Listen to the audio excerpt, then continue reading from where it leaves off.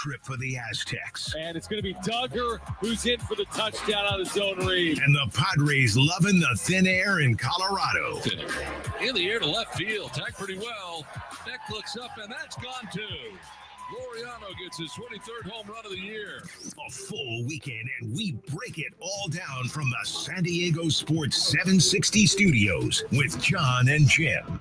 All right, San Diego and Southern California, what's going on? This is hour one of Jon and Jim. We have a really good show lined up for you today. Kevin Acee, the Padres Insider that Jim just touched on. Our Padres Insider, he reported Michael King will return tomorrow. Kevin will join us live at 5 p.m. My friend, he's a friend of the show, John Sadak, will join us. We worked for years together in the minor leagues. He's now the TV voice of the Reds, and I work with Jim. So John will join us at 2:30. Whoa, what was that supposed to mean? And Brian Dutcher, head coach of the Aztecs, their full schedule is out, and he will join us coming up at 3:30. Obviously, we're going to start with what the Colts did to the Dolphins yesterday. I mean, you basically have to start there. I mean, when Daniel Jones plays like that.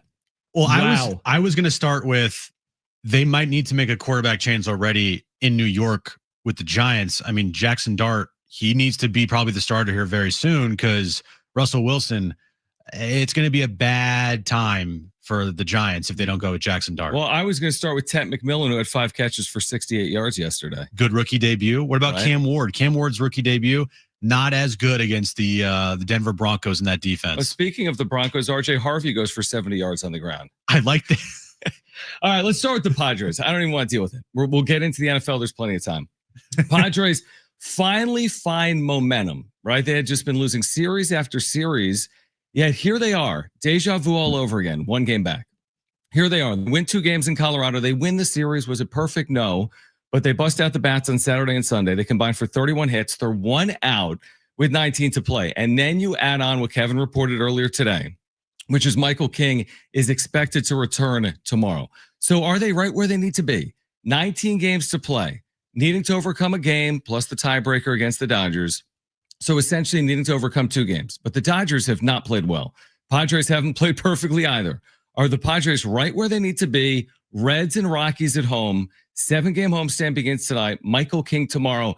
Is this doable, or is it the same old Lucy pulling the football away for like the 10th time this year? We'll find out. Right? We'll find out because the last 4 times this team has gotten right there or overtaken the Dodgers, they immediately fall on their face. It's legit 4 times, right? Like in the last 2 months, they've been 1 back or 1 up and then fallen back all 4 of those times, I think. Going to Dodger Stadium, getting swept there. Losing here on a Sunday with a 2-1 lead behind Nick Pivetta. Right. There were other instances where they pulled to within 1 and fell 2 back. Right. A couple of times. Anyway, I said it before. I'll say it again. I'm going to have to see it to believe it. I'm going to have to see this team actually overtake the Dodgers in the division and stay there to actually believe that they can do it. They're right there. They have a great shot to do it. But like we've seen with this team too many times, they get right to that point of making you believe and thinking that they can actually do it, and then they stumble. Now, the 2 wins over the weekend, they looked much better as a team. It is the Rockies, but still, you got to win those games. Yep. And they won those games pretty convincingly. I know Saturday night turned into kind of a Coors Field game, but you put 10 runs up, you gotta win that game, and they did. Even though Estrada gave up 4, and then Suarez gave up a homer in the 9th, but they won the game. And then yesterday, put up 8 runs. They had 4 home runs total? I think it was 4 yesterday. 4 home runs total. Merrill, Machado, Laureano, Sheets. Fermin had a couple doubles. Yeah, they've hit 4 home runs in a game now 3 times in the last month. They have, they have. So they are right where you want them to be. Now it's just a matter of, hey, can you go out there and can you take advantage of the 7-game homestand here? 4 against Colorado. Can you take advantage of that? And the Dodgers, they play Colorado tonight in LA. They've been playing some awful baseball. I'm not going to sit here and be like, oh, the schedule is going to help, because right now, clearly the schedule hasn't shown that it's going to help either team. We'll see what happens. I just can't go to that point of like, absolutely they're going to overtake the Dodgers, because I want to be cautious right now. But with that saying they are right where you want them to be. Here's the advantage. They're 13 of the last 19 are at home. And you're right. You can't just say, well, they're playing the Twins and the Orioles, because they played the Twins and the Orioles and didn't play well. So you can't solely say that they're playing the Rockies. But you've got 13 of 19 at home. And if there's one thing we've seen from the Padres this year, they have been an excellent home team. No matter how you slice it, whatever. 43-25. And they're fully capable with the move since the deadline. Hopefully with Michael King returning, he could make 4 starts from here until the end of the regular season. We'll see how built up he is when he throws Tuesday. They're capable of playing well at home. We've seen that. Then just 6 remaining road games. So it is there for the taking. I don't think you have to go play the best baseball of your year. They went 14-3 twice this year. I don't think it takes that to close, because I don't think the Dodgers have proven that they're capable of playing that type of baseball. So this homestand, Reds, Rockies, and this homestand could be Giants, Dodgers, whatever it is, with 19 to play when you have 7 games at home, I'm looking at the 5-2 prerequisite. However you figure it out, if it's 2-1 against the Reds and 3-1 against the Rockies. But 5-2 or better for me puts you in a position where you put serious pressure on. You should be even or ahead if you can do that. So the prerequisite for me is go win 5 of the next 7 and see where you stand. And the good thing is, maybe the last 2 nights in Colorado, getting the bats going a little bit, will propel them to play better baseball from here on out. Because Friday was a low point.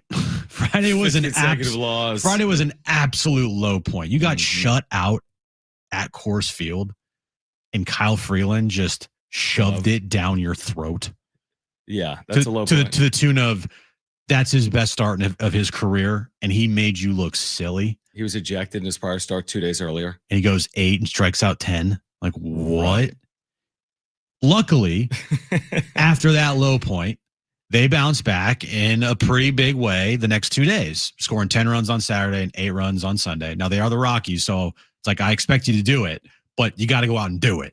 And Friday night, you're like, what the hell? And they're facing the Rockies. So hopefully the good play and the offense, kind of breaking out here the last 2 days, hopefully that will propel them to have a really good homestand. Because I think they have to have a 5-2 at worst homestand, as you said. They can't afford to go any worse than that.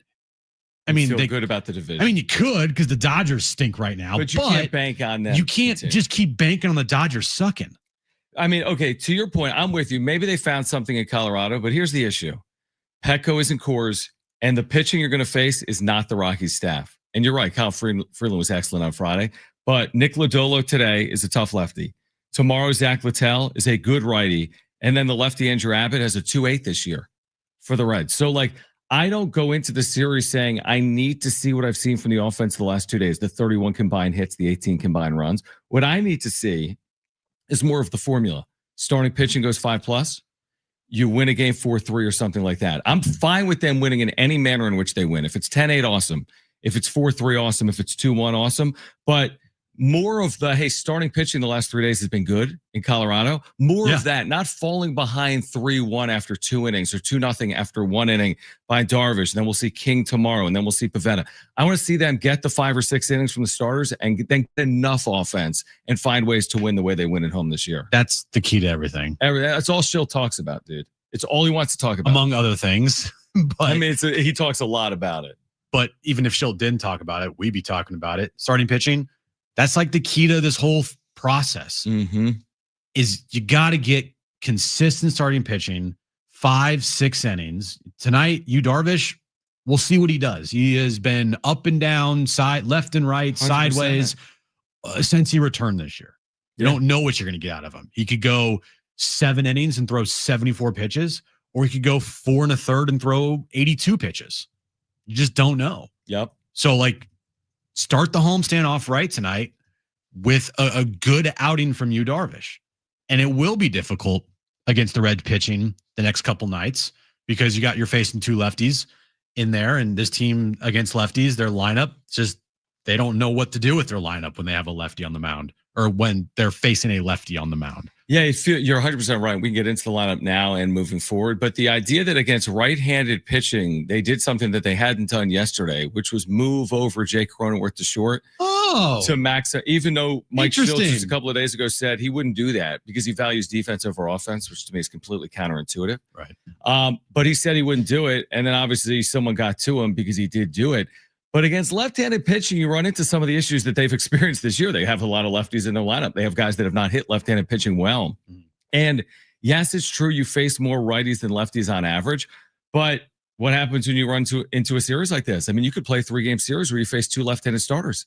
In the postseason, the Reds are going to throw 2 lefties here in this 3-game set. So you still have to find ways. I'm sorry, that's not the excuse. If they go out facing 2 left-handed starters, I'm not going to say like, you know what, they would have beaten right-handed starters, but they ran into lefties. So they're going to have to figure this out against left-handed starters. They are. And the lineup tonight, you're going to have Jose Iglesias in there probably. So that's a downgrade in your lineup for sure. And we'll see who goes to the bench. Because you're gonna have someone go to the bench, right? 100%. And Sheets has been playing well. You don't want to put him on the bench. Put a Rise on the bench. He doesn't hit lefties. I mean, it's that time of year. Well, maybe Mike Shildt, if he's going to change his ways now with 19 games remaining. But didn't he send him against a lefty the last time they faced a lefty? He sat him against the lefty on Friday night. I mean, he's got 19 games until he's a free agent. You got to do what's best for the team. We'll see. I agree. We'll see. You're right. He may start him. And I'm just saying, like, hey, it's kind of the team time, isn't it? It's middle of September. Yeah. But Luis Ariz, I mean, he is playing better of late. Yeah, I mean, I had 3 hits yesterday. But again, against right-handed pitching at Colorado isn't Nick Lodolo. I know. I get it. That's the thing. I get it. I'm curious to see because everything that Mike Shilt's been saying about his philosophies and the lineups and every time he gets like aggravated and agitated and angry about someone asking him a like perfectly legit question that's not even that hard to answer, he just would not give in, but now all of a sudden he is. It's an interesting thing to observe. Like, you made all that fuss and got mad for no reason. Because you eventually like succumb to the pressure, or did the organization say this is the lineup that you're going to use? I don't know. I can't wait to ask Kevin that later today of like, who was the deciding factor in the 2 lineup changes? We talked a little bit about it on Friday with Kevin, but he wasn't in Colorado. He was actually sick. So he wasn't there to like talk to Shildt about it. But still, Friday and Sunday are 2 things that you haven't seen Shildt do all year. And every time Friday.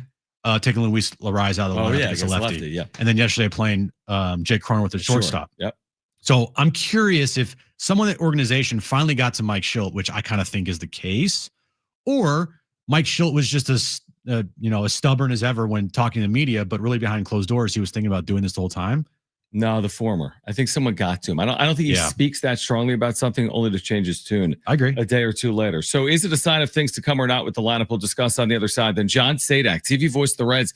They're still hanging around for a potential playoff berth. They've not played great baseball here recently. They will throw 3 good starters at the Padres the next 3 days. So John Sadak will join us at 2:30. Brian Dutcher, Aztecs schedules out for next season. He'll join us at 3:30. Kevin Acee will join us live at 5 p.m. So don't go anywhere. Jon and Jim, San Diego Sports 760, live on the iHeartRadio app.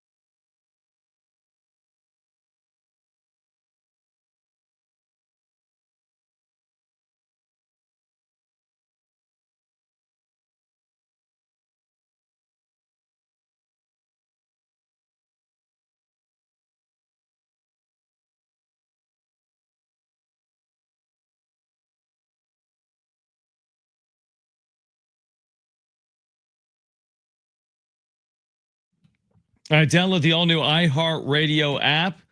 Search for San Diego Sports 760 and Jon and Jim. You can listen to the show live. You can listen back to any hour or interview, like our conversation with John Sadak, TV voice of the Reds, coming up in 10 minutes, or Brian Dutcher at 3:30, or Kevin Acee at 5 p.m. So make sure to download that all-new iHeartRadio app. We haven't yet seen a Padres lineup, to the best of my knowledge. We will, presumably, at some point. I mean, they will have a lineup tonight against the Reds. But wait, what? To your, they will. They'll have a lineup. Trust me. I've talked to some people that are down there. Do you have a source for that? I do. It's darn a trip. So I do have sources. But here's the thing. To your point, the lineup Friday was the first indicator that they're content to sit Luis Arraez. Yeah. This everyday guy, even if his numbers aren't good against left-handed pitchers, they were content to sit him for a first time. And then Sunday they got uber creative. Jay Cronenworth had not played short since 2022. They'd been prepared to use him at short here recently, but they use him at short for the first time, or he starts at short for the first time since 2022, makes a good defensive play. But the idea that you lead with your defense as opposed to leading with your offense, to me, is counterintuitive. Now, it's the Mike Shildt way, and it's worked to a large extent, obviously, in St. Louis and San Diego, but we're all screaming from like the top of the church steeple, like you need to find ways to generate more offense, and they have here in the second half of the season. And a big reason why is because they've had their better lineups out there. You're not going to score more runs with Gavin Sheets on the bench or Ryan O'Hearn on the bench. So now they did get shut out on Friday night. They did get shut out again. They did get shut out Friday, but they scored 18 runs in the series. They did, and they had 31 hits the last 2 days, and their offense is vastly improved since the trade deadline. And if I looked at the numbers, they got to be up a run per game. They have to, and I think a lot of that has to do with the new additions. Yeah, because Ramon Laureano has been incredible for this team. Gavin Sheets being put in the everyday lineup, and I think that's a byproduct of like, hey, we need you in there because Xander Bogarts went down. So is he playing almost every day if Xander Bogarts is still healthy? Yeah, I don't know. Because there was a period of time he wasn't playing right after the deadline. Maybe he would be, and that would mean Ryan O'Hearn would be more of a bench guy, and then we'd be screaming at that if Luis Arraez is in the lineup every day, which he is. Right. Why do you think the lineups changed on Friday and Sunday? Because I think they realized that we're at the point in the year where what they've done to this point, or what they were showing us recently, is nowhere near good enough to win in the postseason. Do you give Shildt credit for doing that? I mean, I don't know the inner workings of their organization, so it's hard for me to say whether he was told to write it in or if he actually wrote it in. He ultimately, at the end of the day, can't say, "Hey, AJ, it's my call." I mean, he could, but that's not how it's going to work. It's Mike Shildt. He loves AJ Preller. So if the organization comes to Mike Shildt and is like, "Yo, you need to sit Arraez against lefties, and you need to move Cronenworth to short against righties," I think he's going to say yes to that, based on everything we know publicly. So I don't know how much credit he gets, but I mean, ultimately he's the manager. He can get some. But why would he have said 3 days ago, "I lead with defense," and then lead with offense 3 days later? Right. That's where the confusing part comes from. Is if he's preaching that all year long, he gets upset and he gets very thin-skinned every time someone asks him about roster construction in a lineup. Yep. And then he immediately goes around and changes the lineup. An about face. Like, what? Right. So then why were you getting so upset and defensive off of all these questions? Like, they're silly questions. Stop. Yeah, it's a fair point. But if whoever got to him in that organization, or if Mike Shildt had a moment of clarity finally. An epiphany. Just like, like the light bulb above the head. Right? Whatever happened, as long as it's happening, that's the good thing. Mm-hmm. And going forward, until Xander Bogarts returns, if he returns, we don't even know if he's going to return by the end of the regular season or not. Mm-hmm. Versa righty, especially versa righty. The lineup that we saw yesterday has to be the lineup going forward.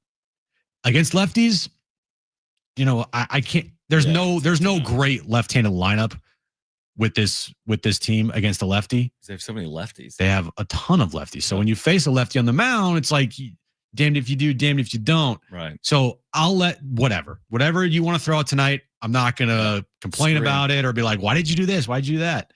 But against a righty, going forward, starting tomorrow night, guess what? The lineup better be what the lineup was yesterday. Yeah, like even going back to Saturday, like where Shilt's like, well, we need to win with, we need to win with pitching and defense. I'm like, well, or you could score 10 runs and win 10-8. That's it. Because, yeah, they built a large lead, but they held on for dear life. And that's because of their offense. I mean, you can't just go sit on a 4-2 lead every single game. We've talked about this. No more Jason Adam.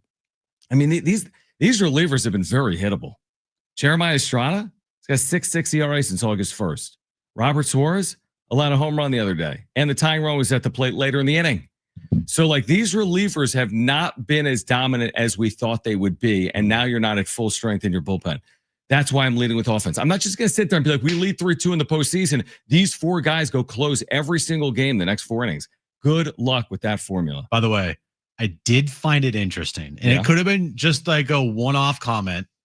I found it a little interesting that as Jake Cronenworth is making arguably the best defensive play a shortstop has made on the Padres all year long yesterday afternoon, diving to his right, throwing a cross body from his knees, a strike over the first base. You caught this, right? It was Dawn. Yeah. He mentioned, I don't know the exact wordage of it, but it was along the lines of, hey, Jake Cronenworth is showing that he can play shortstop. And maybe he should be a shortstop. Maybe he should be out there. Yeah, he maybe should be out there at shortstop. I'm like, I love how that's interesting. He's offering his 2 cents. Yeah, play by play. Because if this was a month ago and Xander's out, there's no way in hell they're putting Jake Cronenworth at shortstop. 0 chance. All right, let's talk to John Sadak, TV voice of the Reds on the other side. Critical series for both of these teams, truthfully, both Cincinnati and San Diego. John Sadak on the other side. Brian Dutcher at 3:30. The Aztecs basketball schedule for the upcoming season is out. Kevin Acee will join us at 5 p.m. This is Jon and Jim, San Diego Sports 760, live on the iHeartRadio app.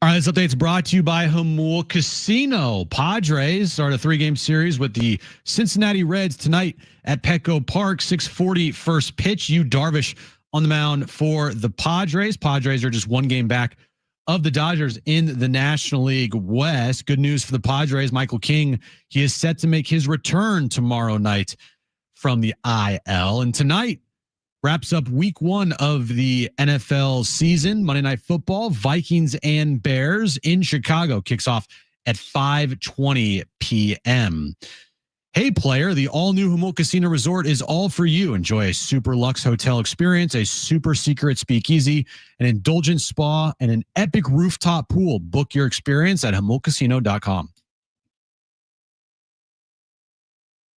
All right, great to connect with John Sadak, TV voice of the Reds, who have kind of hung around here in the National League. They're a game over 500. They beat the Mets in back-to-back games to pull to within 4 games of a playoff spot with 19 to play. So, John, as always, we appreciate you taking time for us with the Reds and Padres getting together. What's the feeling here with the team? I mean, obviously on the outside looking in with 19 to play, but is there signs of hope based on what they did the last 2 days against the Mets? Yes, I very much think so, and appreciate you having me.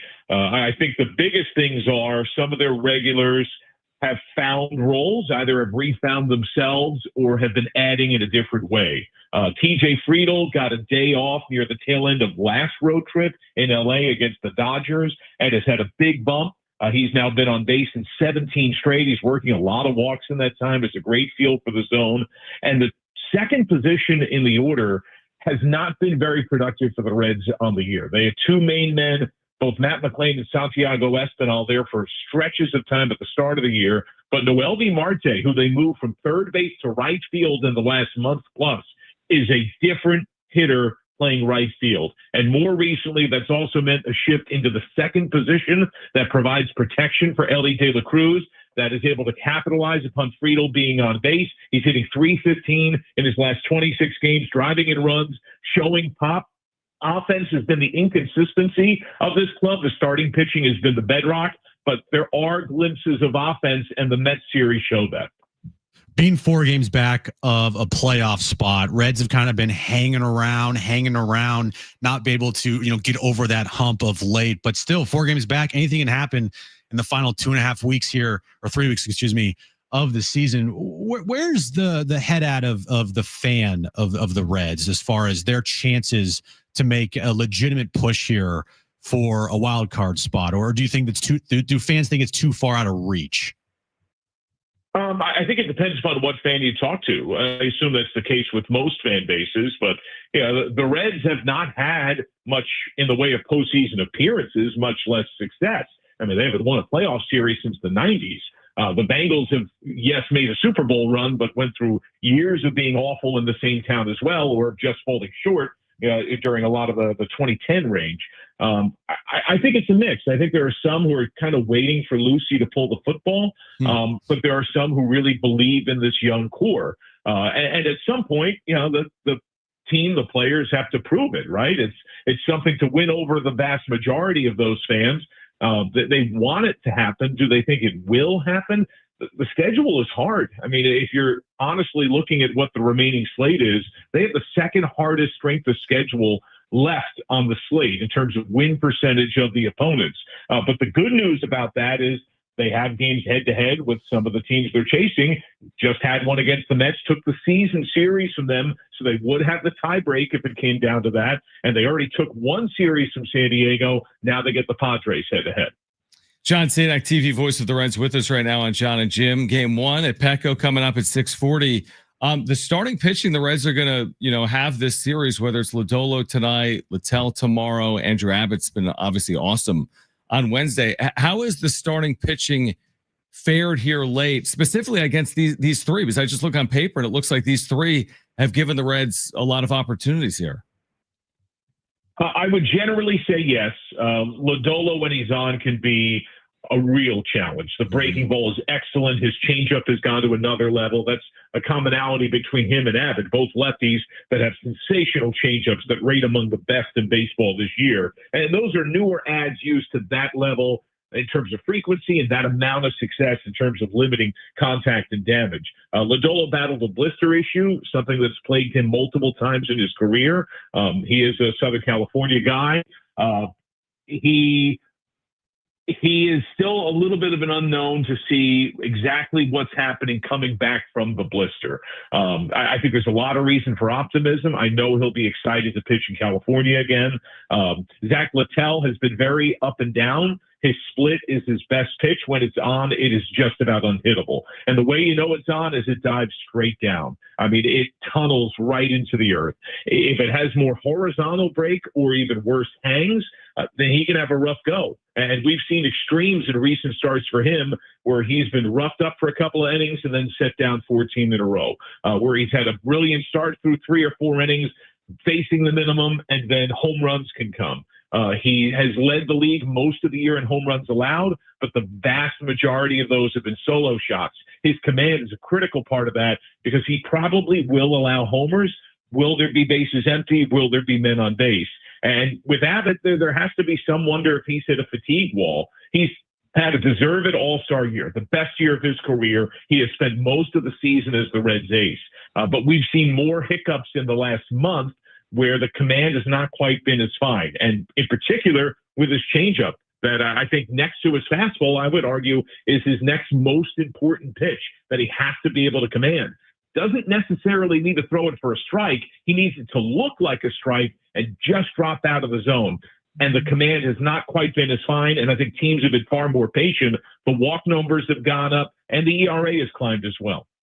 When you look at the Reds' road record, kind of similar to the Padres, where they play good baseball at home, but on the road, they aren't just they're a different team. What's it been like with the Reds this year? And recently, they had a 3-6 road trip, the last 9-game road trip that they had. What's it been recently with the Reds that they've struggled on the road? It seems. Yeah, a lot of it has been run scoring. I mean, that's really what it's come down to, finding a consistent way to get runs. They lost 6 of 7 to close out that road trip. There have been some defensive letdowns. There have been particularly some errors late in games. Ellie De La Cruz has the most errors in baseball. He led the league last year. He's on pace to do that again. He made one in the 9th inning yesterday, but the Reds got a huge double play that he ignited, that he shoveled a tough ball to second base to kick off the 6-4-3 and end it and win the game and quell the threat. But that's been part of it. They've also had a hellacious time with the Padres on the road. They have lost 12 of 14 at Petco. And if you're looking at one team against one team, the most dominant run of any one team at home against another in the last 20 years is the Padres against the Reds. Wow. That's fascinating. That is, you mentioned Ellie. I'll give you an example here locally. I mean, there's been a lot of criticism of Fernando Tatis Jr. Now he's up to 20 home runs, but he sat on like 16 or 17 for forever. And his OPS is sat around 800. We've seen him be like a 900 plus guy. Now, Ellie hasn't necessarily been a 900 plus guy, but I'm looking at his numbers, John, since August 1st. You know it better than I do. I just pulled it up on Baseball Reference. He's at 213. He's got a 562 OPS. His OPS has fallen well below 700. What have you seen from him here in 2025 and specifically over the last month or so? He hasn't homered since the last day of July. Wow. He's had one in his last just over 60 games. He's had 2 different leg injuries that I think have had a big impact. We've asked him about it. You know, he's acknowledged them, but has said that the more recent one, he had a hamstring early. He's been dealing with a quadriceps injury for some time, that it's been feeling better. And we have seen in spurts, we have seen doubles and triples. He had a bunch of triples on the last road trip, so he can run. And he is trying to steal in select spots. But I think he's multiple things. I think he's been caught in between. And what I mean by that is kind of anticipating what's coming, softer, hard, fastball, breaking stuff, change up, trying to protect a really big zone. I have to think fatigue is a factor. He's a very proud young man who wants desperately to play every single game. That's something he's vocalized from the moment he arrived in the big leagues. And I do think there's a cumulative effect to that. He's also 6'5 plus. He might be closer to 6'6. And to get ready at shortstop, you have to be squat and set on every single pitch. And I think that also takes its toll. You know, he's strong, but he's a wiry, strong young man. We did see an RBI double that gave the Reds the lead, the run that would prove the most decisive in the 6th inning yesterday. It was a good gap double that he got through the ball that drove. But I would also say that he probably gets pitched harder than anyone else on the team. Opposing pitchers know what he is capable of, and they are very careful with where they try to throw him and what they try to throw him. I would also say that his awareness of the strike zone, enhanced significantly by some offseason work he's done with the former Padre Juan Soto, has helped him a lot. He works a lot of deep counts, but I think it's a combination of all those things. I think the leg issue is bigger than we've been known so far. I also think that the pitching of the opponent is a big part of it. And I would add, I think, lineup protection, because he's been in that 3rd spot all year. And the 2nd spot, until Marte really grabbed ownership of it in just the last 3 weeks, has kind of been a void. And so it's been a lot easier, I think, for opponents to game plan and often bring in lefties, turn them around, make him bat right-handed in bigger late game situations. John, what do you make of the NL West race here? I mean, Padres, Dodgers separated by a game. Did you think it was going to be this close, this deep into September? Yes, and chiefly because I have a lot of respect for and know the ability of the Padres. The Dodgers have had their own significant amount of injuries as well, and people whose opinions I respect that also cover games in the National League West. You know, when they saw the Padres in the early stage of the year, I was told in April, look out, the Padres are the best team in the National League West. This is the year they take down the Dodgers. So I lean on people that see teams far more often than I do. You know, we're kind of swooping in for a single series here against the Padres. But people that see both clubs a lot, whose opinions I respect, told me months ago that, yes, that it could be exactly like this. Well, it could come down to the final couple of days in the NL West. The two teams separated by 1 game. We'll see if the Reds can make a late season push here over the final 19 games of the regular season. John Sadak, TV voice of the Reds. John, appreciate you doing it, man. Enjoy San Diego. I know it's tough with the weather, but try to enjoy it. Have a good time. I love your town. I never want to leave, ever. Stick around. Stick around. Thanks for having me. Thanks, John. All right, John Sadak, again with the Reds. All right, we're going to switch gears. Let's get to college football Saturday night in Pullman with San Diego State. Sean Lewis spoke with the media earlier today. I was there. What he had to say about Saturday night, specifically the final 2 minutes of the first half that ultimately swing the game for the Cougars. Plus, we'll get into week 1 of the NFL coming up at 3 p.m. and Brian Dutcher will join us at 3:30. This is Jon and Jim, San Diego Sports 760, live on the iHeartRadio app.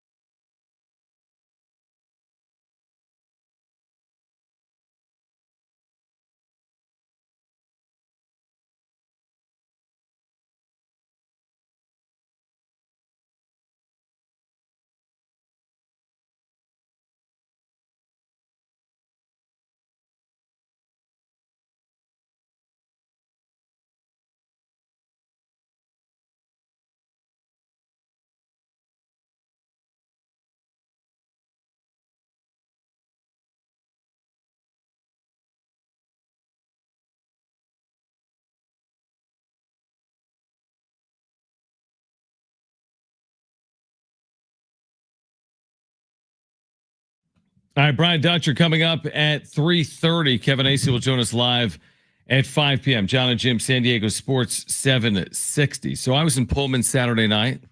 People were probably watching on television. I was at the San Diego State-Washington State game. Oh, cool. What are we doing there? Calling it. And it was a very late night afterwards. But this is a game where San Diego State scores first and then trails 10-7 with 1 minute and 16 seconds to play in the first half. Mm-hmm. And the game hinged and turned right there. Yep. There was the safety, right? Yep. As Jaden Denigal dropped back in the end zone, and there was an edge rusher that was essentially unblocked that sacked him in the end zone for a safety. A moment later, after the kick, Washington State goes down and scores before the half. They get the ball out of the half, score again. 16 points, that middle 8, final 4, first 4. It was actually like a middle 4. They scored 16 points. Safety, touchdown, touchdown. Into the intermission, out of the intermission. It changed everything from 10-7 down to 26-7 down. The Aztecs lose the game 36-13 on Saturday night. So I want to hear from Sean Lewis. We'll get Jim's reaction coming up. This was Sean Lewis today. You're going to hear the question that was asked, I think by Kirk Kenny of the UT, about the decision that Sean made as the play caller late in the first half when Jaden Denigal dropped back to throw. In hindsight, but that deep in that spot, you just trying to be aggressive and trying to get going. 76 seconds to go on the clock, right? There's a minute 16 to go. We're down 3. We have a kicker that has a range from outside of 55 yards. We're a huddle up-tempo team, right? Like, going to be default aggressive. We sit on it. What's the message that I'm telling my kids? Like, I don't believe in you. That's the message. Like, I believe in my guys. And I can say that, or I can live it, and I can do it. Can I manage it a little bit better? Sure. Absolutely. Can the kids play a little bit better? Yeah. But I think all of us in the foxhole together would rather us be default aggressive there, not reckless, but default aggressive so that we can go down, get points. It's 10-10. We know that we haven't played our best ball. We circle the wagons and we go and we respond. Now, again, like what happened? Worst case scenario, right? Like worst case scenario. Absolutely. Right. Like, so, hey, we give up the safety, then they don't go out on the ensuing kick, right? Like get points, come out second half, 16 points becomes a huge difference. So, yeah, we'll Monday morning quarterback. That's what everyone in the room gets paid to do, and we'll second guess it. But again, like, talking to boys about it this morning, like, going to be default aggressive. We'll manage it the right way, get us into a different protection. But, like, that's why I'm sitting in front of you guys. Right? Like, that's my style of play. That's why all the questions that have been about in the past, like, hey, high-flying offense is going to push the ball vertically down the field. That's going to be something that the fans haven't seen. Well, yeah, that takes time. But now we're asking, like, hey, should we be more conservative? No. So I am who I am. We've talked about that before, right? Now I'm going to be authentically me. And I know my guys got my back. So we got to put them in a better call. We'll execute better. Like at the end of the day, like guys, like there's a little bit of risk. Like we can't be risk averse in all that we do. Like no risk it, no biscuit. All right. So here's the thing. That play that Kirk Kenny is specifically talking about was the safety and that drive that started at the 8-yard line. Yep. You go pass, incomplete, safety there. And you're wondering, like, why didn't you run the ball? Maybe you go into halftime down 10-7. I will say, and we both, me and you, John, we watched this play last night. Jacob Bostic, great kid, caught a touchdown in the game again. Yeah, he's had him in back-to-back weeks. Yeah, he was on with us, called us Mr. Russell, Mr. Schaefer. Oh, that's right. Became an instant show favorite. Yeah, no doubt. But he dropped a pretty, and I'm not going to say pretty catchable, like a very catchable ball over the middle, which would have been about a 15 or so gain. You're saying on first down. On first down, Denigal dropped back, threw a dime over the middle. Like it was a layered throw over the defender. You got to catch the football. You got to catch that football. It was in his hands, both hands on the football. And honestly, it's coming from me. Like, I'll make the catch. It's easy catch. But look, that's what he's there to do, is to make those catches. You know, you're a receiver. You get two hands on the football. It's not the pros where it's like you get a fingertip on the football. You got to catch it. Right. But in college, look, that was a very catchable ball, and that would have changed the entire dynamic of maybe the entire game. So it's not being talked about, but that drop by Bostic was a massive drop that led to the safety, that led to the collapse. that led to just the whole thing snowballing on them. And I mean, it's kind of harsh to say to that one play caused all of that, like, hey, go out there, play better defense, be better on offense in the second half, like run the football more. But I mean, that one play potentially cost them 9 points right away there. We don't know what's going to happen in the second half, but yeah, I mean, maybe that play changes the dynamic of the game. It is amazing how that can happen in sports. It can be one or two plays. And it's like when you allow a safety in that spot, it's like we'll never know what would have happened if it didn't happen. You know what I mean? It's not to say Washington State wouldn't have won. They easily could have won the game. They were at home. They certainly could have won the game, but it wouldn't have played out in the same manner. And being in the building, that exact moment when he gets sacked in the end zone with a minute to play, you're like, it changed everything. So, I mean, I guess the point now is how do you respond to that? Because that was not a good performance. Sean Lewis said today, he's like, listen, it was a bad night for, we're a good team. That was a bad night. That was not a good reflection of who we're going to be. But it was a bad performance from a good team. And now they have 2 weeks to sit on it. They don't play again until September 20th. Some of that was like, man, you don't want to sit necessarily for 2 weeks off a performance like that. And then you have Cal coming here. Cal's been very good. So this doesn't get easier. It reminds me a little bit of last year in the non-conference. Like, it's not easy. Like the Stony Brook layup you had, and there's no other game necessarily like that in the next couple of weeks. So how do you make sure that you completely clear that away, and don't allow that to impact you moving forward? Because it's hard to do something like that. I thought the going away from Lucky Sutton was a mistake. Now, again, when you start trailing, when you trail by as many as you do, when you give up points on, 2 straight possessions or three straight possessions, actually, because the safety and then the touchdown in the half and then the touchdown to start the first half. It's hard to run. Second half, excuse me. It's hard to run the football. I get it. But I mean, the guy's going for 5, almost 6 yards a pop, and he only carried the ball 15 times. I think establishing the run and when things are kind of going haywire, going back to the run with Lucky Sutton, I thought should have happened, because I watched the whole freaking game, and there were a lot of times that Denegal just did not look right at all. So when you see your quarterback that's missing easy throws across the middle, and he's indecisive, and he's rolling out to his right on a 4th down, and he has clear space in front of him, and he throws the ball 10 yards in front of a receiver, and he's not making, like, you need to relieve some of that and go to something that's working, which was your run game. And they just didn't do it. I thought there was multiple questionable decisions by Sean Lewis. I thought the fact that they went for 2 after they scored that touchdown in the third quarter was really bad. 1, the play was awful. 2, the idea to go for it in the third didn't make any sense to me, because if you don't get it, you're still down by 3 scores. If you just go for the extra point, you're down by 2 scores. There's 2 scores either way, because it was 16 or 15. Thought it was 7.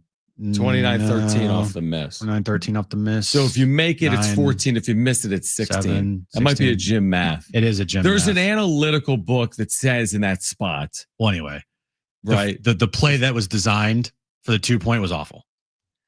Listen, having been there and called it, and this thing completely got away from them. This was not the expectation. I mean, the Vegas line was 1.5 points in this game. So this was not the expectation for this game. I will say this in watching this game with Jaden, and kind of to your point from earlier, like, he had a couple of drops on him. He had a couple of poor throws. That's going to happen. His first road start ever in a tough environment. Again, I don't think, and Rich obviously called this game with me, I don't think this is the best reflection of San Diego State. I really don't. I think they're fully capable of playing better than this. Now we got to see it. But I don't think this is ultimately who they're going to be. And it was, like I said, it was 10-7 with the ball, a minute 16 to play in the half. They trailed 10-7 with the football, a minute 16 to play in the half, and everything unraveled on the safety. And now the question is, can they pick up the pieces for 2 weeks from now when they take on Cal at Snapdragon Stadium? We're going to switch gears to week 1 of the NFL to wrap up tonight with Brent's Bears taking on the Vikings as Monday Night Football will put a bow on week 1. We'll get into everything that's transpired over the last 3 or 4 days. Then Brian Dutcher will join us coming up at 3:30. Kevin Acee, our Padres Insider, at 5 p.m. Hour 2, Jon and Jim on San Diego Sports 760 and live on the iHeartRadio app is next.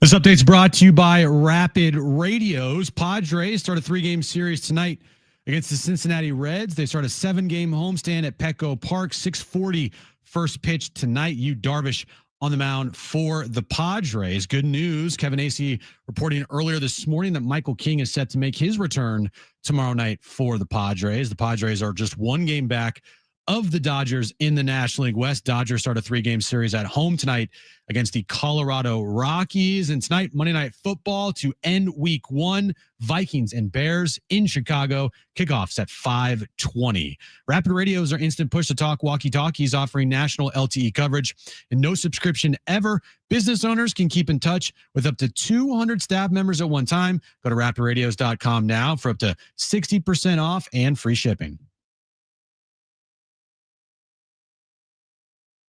The first NFL Sunday. Let's go! That's football! Not lacking excitement. Takes the contact and converts. Touchdown, Kyron Williams. Touchdown, LA. A long road trip for the Aztecs. And it's going to be Duggar who's in for the touchdown on his own read. And the Padres loving the thin air in Colorado. In the air to left field. Tagged pretty well. Beck looks up, and that's gone too. Laureano gets his 23rd home run of the year. A full weekend, and we break it all down from the San Diego Sports 760 studios with Jon and Jim. All right, San Diego and Southern California, what's going on? This is hour 2 of Jon and Jim. And coming up this hour, Brian Dutcher, Aztecs' 9th-year head coach, will join us at 3:30. He spoke with the media this afternoon. San Diego State's basketball schedule for the upcoming highly anticipated season with all this talent was released earlier today. So Dutch will join us at 3:30. Kevin Acee, our Padres Insider, will join us at 5 p.m. But we spent an hour and we didn't really touch a ton on week 1 of the NFL. So let's do some biggest takeaways from week 1 to this point. Presented by Jamul Casino Resort, the Players Place. There were some unbelievable games last night, obviously capped off by that Buffalo-Baltimore game. We have still coming up Bears and Vikings tonight with J.J. McCarthy and Caleb Williams. But where do you start with week 1 to this point, Jim? Yeah, I think you have to start with last night. That game was incredible.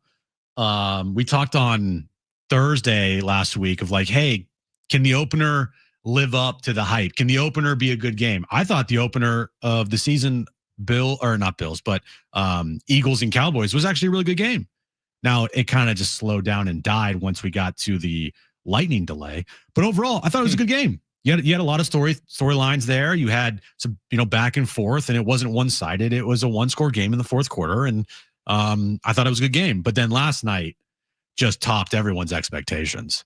I think the biggest takeaway, and you feel like this is going to happen, is those two teams are going to meet in the AFC title game. And that game right there last night could have determined. I know it's only week 1, but it happened last year in week 1 when the Ravens lost to the Chiefs.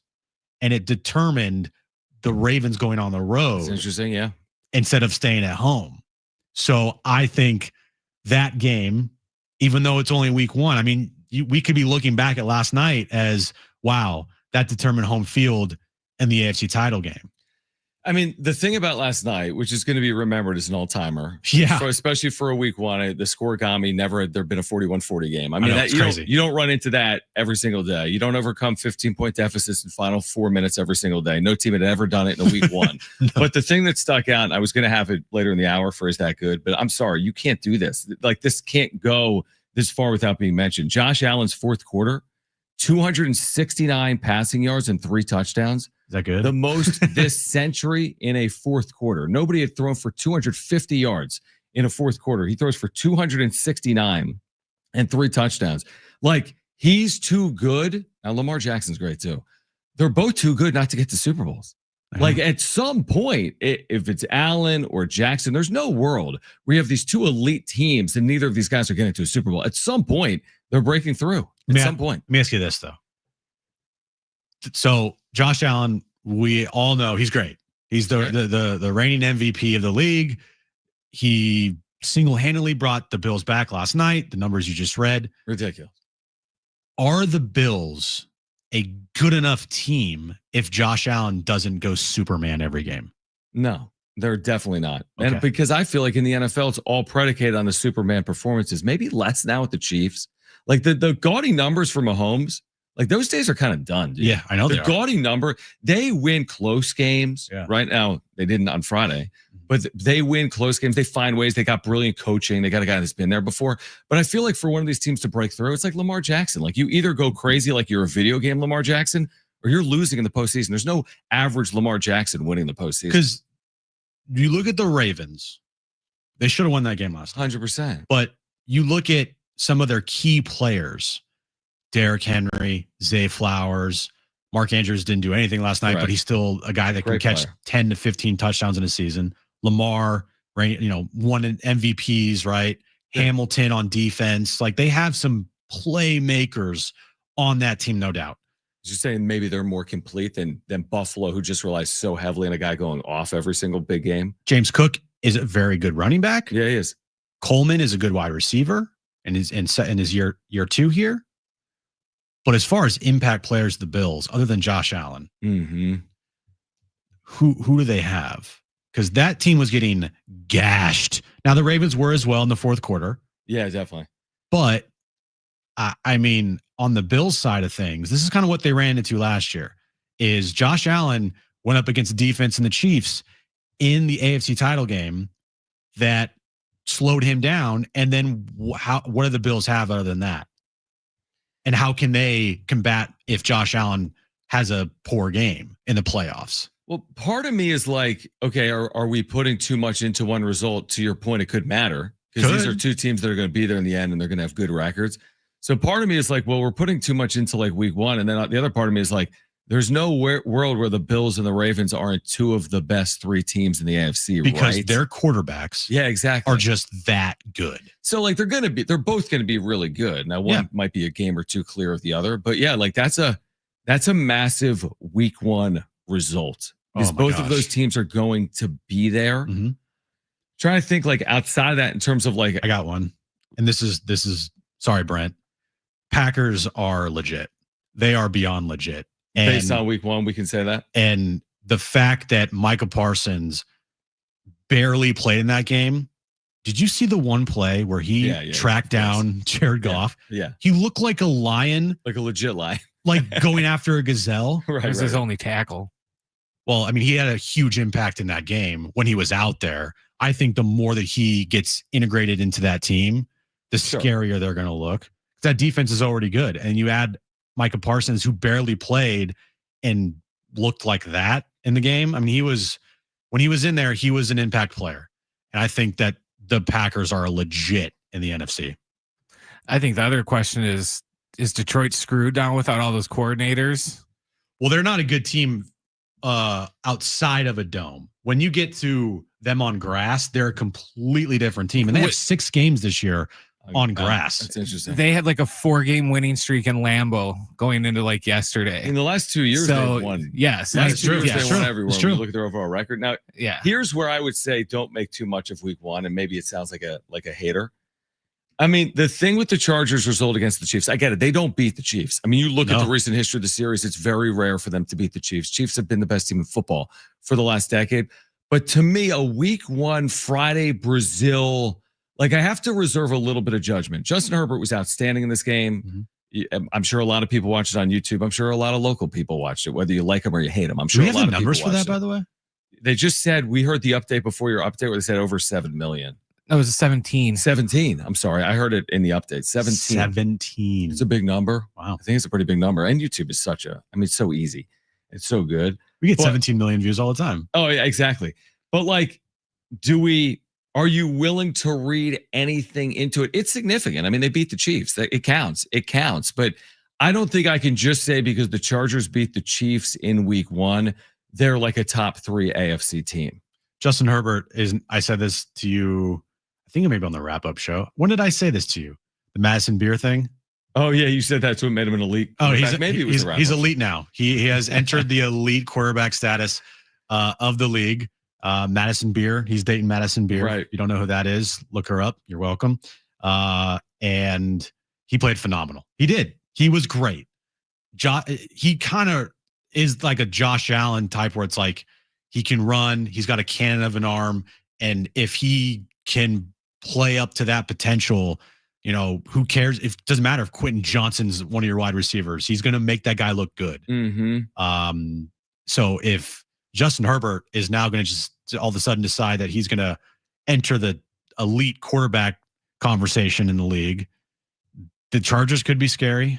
But you agree that it's early? Like, I'm willing to say it with Buffalo, because Buffalo for 4 straight years is Mhm. winning playoff games. Are we willing to say it with the Chargers I'll say because they beat a good team? I'll say it with the Chargers because Justin Herbert looked phenomenal, and it's Jim Harbaugh. I can't doubt Jim Harbaugh. I'm sorry. If you're doubting Jim Harbaugh, you don't know Jim Harbaugh's career. Won everywhere. He has won everywhere. Yep. And it might take him a year, but a lot of times it doesn't even take him that long before he gets his team to a spot where they're competing for championships. Yeah, that's a fair point. Now, last year dealt with some injuries, but still they changed a lot about their team and they were good. This year, we'll see, but that AFC West is, it is a gauntlet. Even the Raiders looked kind of decent. Yeah, now they played on the road against New England, but still it's a Pete Carroll led team. And I think when you look at the AFC West, I think it lived up as being potentially one of the better divisions. One of the better divisions in football. I agree with that. Yeah. I completely agree. So I think the most entertaining game yesterday, and there's one that when the schedule came out, we all kind of were like, yeah, whatever. No one's going to watch that. Who cares? Was the Jets and the Steelers. Aaron Rodgers going up to get Justin Fields against the whole team. Yeah, it was like 6 or 7 lead changes in it. And, the Baltimore game was good, but it was more of one of those, did Baltimore blow it or did the Bills come back? This, that Jets game was just back and forth with all the lead changes. And, that was a really fun, entertaining game. And when the day started, I was like, oh crap, that's what game I'm stuck with on Paramount Plus. And then at the end of the day, I was really happy with it. I will say tonight, I'm intrigued by the quarterback matchup. Caleb Williams, JJ McCarthy. JJ didn't play last year. Yeah. He's been everyone's been talking about JJ McCarthy for a year plus. Kevin O'Connell with JJ McCarthy. Caleb Williams, year 2, same draft class, head to head. Yeah. To me, it's a very intriguing game. Vikings Bears tonight. You scared, Brent? No, actually, the fact that Detroit looked so bad yesterday is kind of making me feel optimistic. What? Well, because who was Detroit's offensive coordinator? He's our head coach now. So, and like I said, if Detroit would have went into Green Bay yesterday, like Ben Johnson never even mattered, I would be worried because I'd go, oh God, they didn't really need him. But they just looked awful on offense yesterday to where it's like, well, it looks like they really did need him. So I'm hoping that, the stuff he did in Detroit will just transfer over. Are you going to give Caleb a chance or what's your level of I gave him a chance. confidence with Caleb that he can actually adapt Ben Johnson's offense? Ask me in 2 hours and 15 minutes. All right, your week 1 wrap up presented by Jamul Casino Resort, the Players Place. We'll get back to what ESPN has to say about the Padres and whether they can or cannot win a World Series. Plus, Brian Dutcher will join us at 3:30 and Kevin Acee at 5 p.m. This is Jon and Jim on San Diego Sports 760 and live on the iHeartRadio app.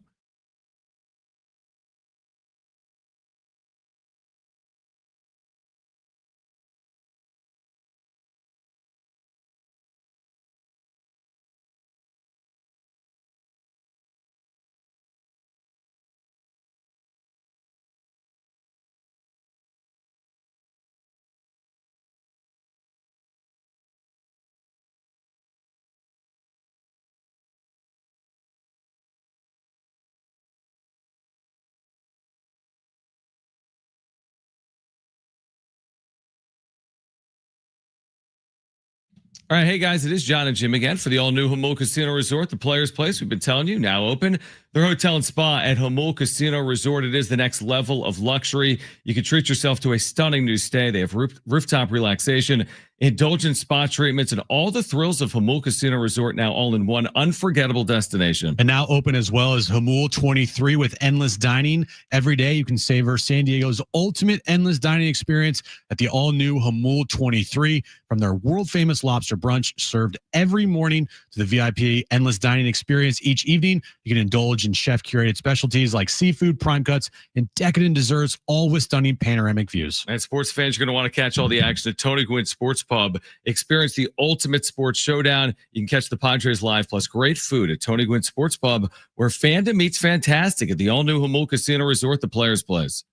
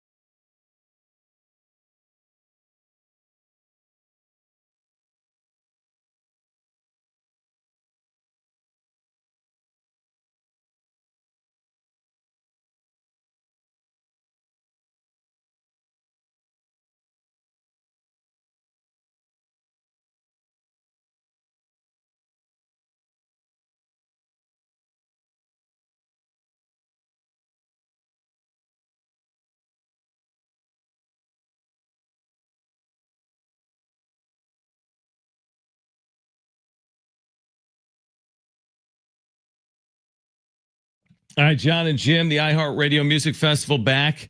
Live performances by Bryan Adams, The Offspring, and more. September 19th and 20th at T-Mobile in Vegas. 2 nights, 1 stage. Buy tickets at AXS.com. And while the world is listening on iHeartRadio, you could be there. Get all the info at sportsst.com/festival. Brian Dutcher will join us in 12 minutes. Aztecs schedule for the upcoming season is out. We've talked on it before, Michigan and Oregon in Vegas. They have Arizona in Phoenix on a neutral floor. Their league schedule is out. Grand Canyon, home and road. So upcoming season is going to be exciting for the Aztecs, and Brian Dutcher is going to join us in 10 or 11 minutes. Yeah, there's a massive season as far as expectations go for this team. So yeah, I'm excited to talk to Dutch about the schedule of the upcoming year. All right. So ESPN earlier today, real or not, on the 2025 contenders in baseball, real or not. What do you think they said about the Padres? Real or not as a contender? ESPN.com. Real or fake, if you will. Oh, real. And what? Okay, real or not. This is in bold. Real or not. Like the Brewers. Now they call out the Brewers. Like the Brewers, the Padres don't hit enough home runs to win it all. Verdict, real. And then they go on to say more. Wait, hold on. So they did say the verdict is real that like the Brewers, they can't win it all. That's the verdict. They cannot win it all. Okay. Because they don't hit for power, which has been the number one knock on the San Diego Padres from afar. We've had to go back and be like, well, the Royals did it. Well, the Giants did it back in the day. But can you really win a World Series with the 29th home runs, 29 most home runs in the sport? We're going to find out. Right, exactly. We're going to find out. Now, they have hit more homers of late. Yep. I'd be curious to get a number as like where they stack up since August 1st. Yeah, it's true. I agree with that. I think that's a better indicator of who they are now than who they are over the totality of the season. Mm-hmm. Because if you're looking at the entire season, over the course of the entire year, they're not even close to a top 12, 13, 14 offense in baseball. Right. But I would be curious to see, maybe this is a job for Kevin to do. It's like, hey, how many home runs have they hit since August 1st? And where do they stack up against the rest of baseball? Where would you guess they would be since August 1st? Just like based on what we're watching. Middle of the pack. My guess would be slightly higher than middle of the pack, as in like 15, 14, 13th in baseball, maybe. I would say 12th. What about 11th? It could be. Because they've had a lot of games where they hit 4 home runs, as you mentioned. 3 of them, I think, since August 1st. Yeah, so there's it got to 12 be. It got to be 12th, 13th in the sport. You say that they've been shut out too since August 1st. Is there a way to like on the fly? No, I don't know about on the fly. Let's ask ChatGPT. Ask ChatGPT. All right. How many home while runs? You do that, because I don't know if that's the best radio that's out It's there. not, but we're going to do it anyway. While you do that, I had a point to make. Oh, yeah. Here's what they say. Here's what ESPN says. If we're going to hammer the Brewers, it seems fair to knock the Padres as well, given that Milwaukee has scored a lot more runs than San Diego. Machado and Tatis are big names who have combined for just 43 homers. And dare we remind you what happened against the Dodgers in last year's NLDS when the Padres were shut out in the final 2 games. They go on to say the Padres offense is better than it was before the deadline, and they will try to ride their bullpen to a championship, although losing Jason Adams is a big blow. But I'm skeptical they can produce enough offense over 3 or 4 rounds of the postseason unless Machado and Tatis rise to the occasion. Chat GPT didn't want to do it. Nope, didn't want to do it. They're like, come on, Jim. It's like we're broken. It said what did it say? It said we're not able to find that at this time, but according to StatMuse, the Padres are 29th in baseball in total team home runs. Right. Okay, well, that's what we just saw. But anyway, put Kevin Acee to it. I love that. Just anytime that we need numbers, just go to Kevin Acee. I said, who's hit the most home runs since August 1st? And it's like Joe Adell. Like, no, not player, dude. Come on, why can't you? Aren't you listening to the show? I know. ChatGPT. So I think real or fake type conversations. I mean, it's just like fodder. Obviously, how could you possibly know? Like, I guarantee they say the Dodgers are real, right? Don't we guarantee that they say the Dodgers are real? Real or not, the Dodgers' bullpen issues will prevent them from winning the World Series. Not real.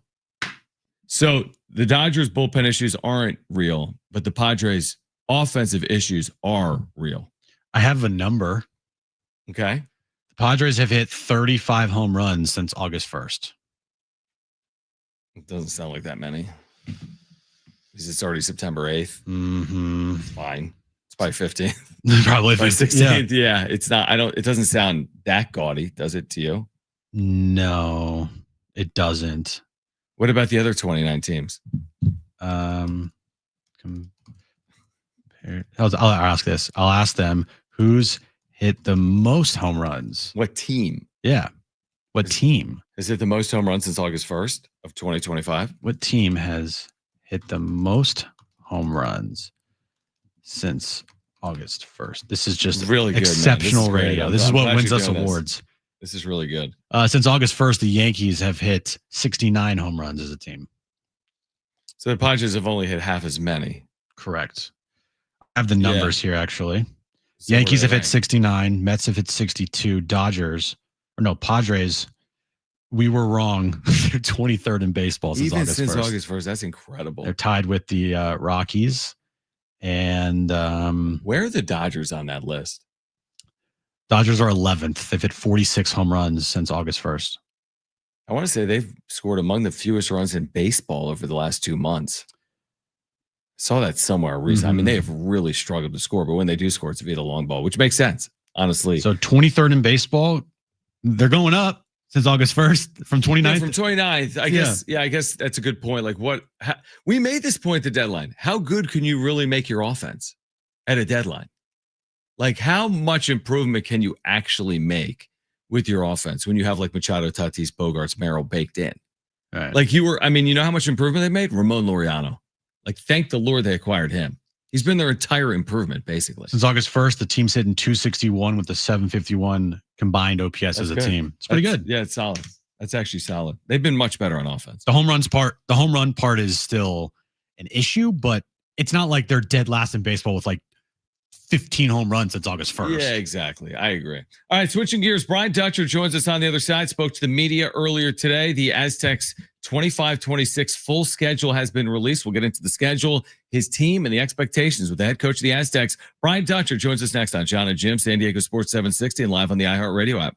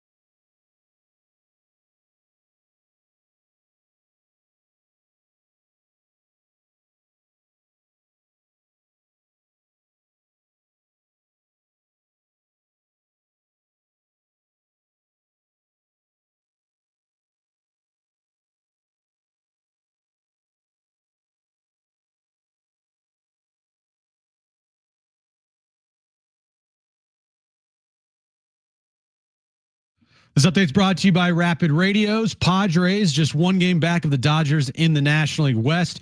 Start a 3-game series tonight against the Cincinnati Reds at Petco Park. 6:40 first pitch. Yu Darvish on the mound for the Padres. Good news for the Padres. Michael King is set to make his return to the mound tomorrow night. And tonight, Monday Night Football wraps up week 1.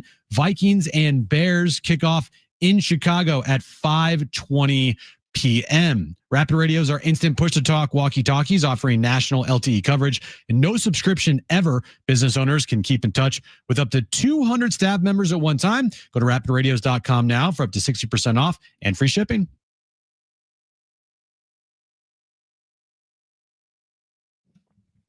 All right, Brian Dutcher is going to join us here momentarily. Aztecs 2025-26 schedule is out, and it's an exciting one because they've got Michigan and Oregon in Las Vegas. They have Arizona on a neutral floor in Phoenix. They've got a conference slate that now includes Grand Canyon. So there's a lot to get into, including the upcoming year with the head coach of the Aztecs, Brian Dutcher, back with us on Jon and Jim, San Diego Sports 760. Dutch, always appreciate you taking time. We know you spoke with the media earlier. Schedule is out. It's got the exhibition game as well at Viejas Arena against UCLA. So let's just start there. I mean, what kind of opportunity is that for your program and for the fan base to see UCLA at Viejas Arena, albeit in an exhibition, but to kick off your year? Yeah, I mean, it's two teams that want to test each other early. Do it in front of a crowd, and I think it's a great opportunity for both UCLA and San Diego State to kind of see where they're at in October.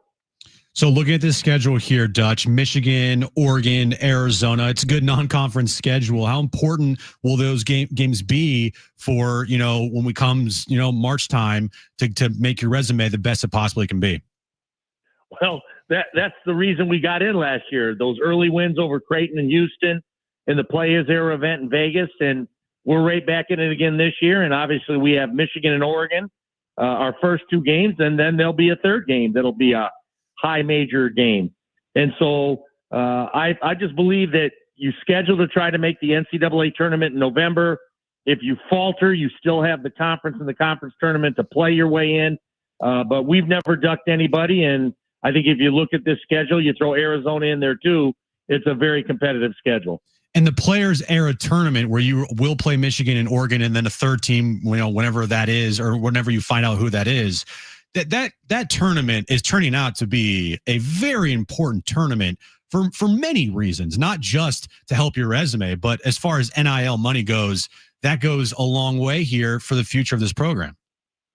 Yeah, I mean, we're to the revenue sharing end of college basketball right now when the judge gavelled the ruling, and so there's a little bit more control over it.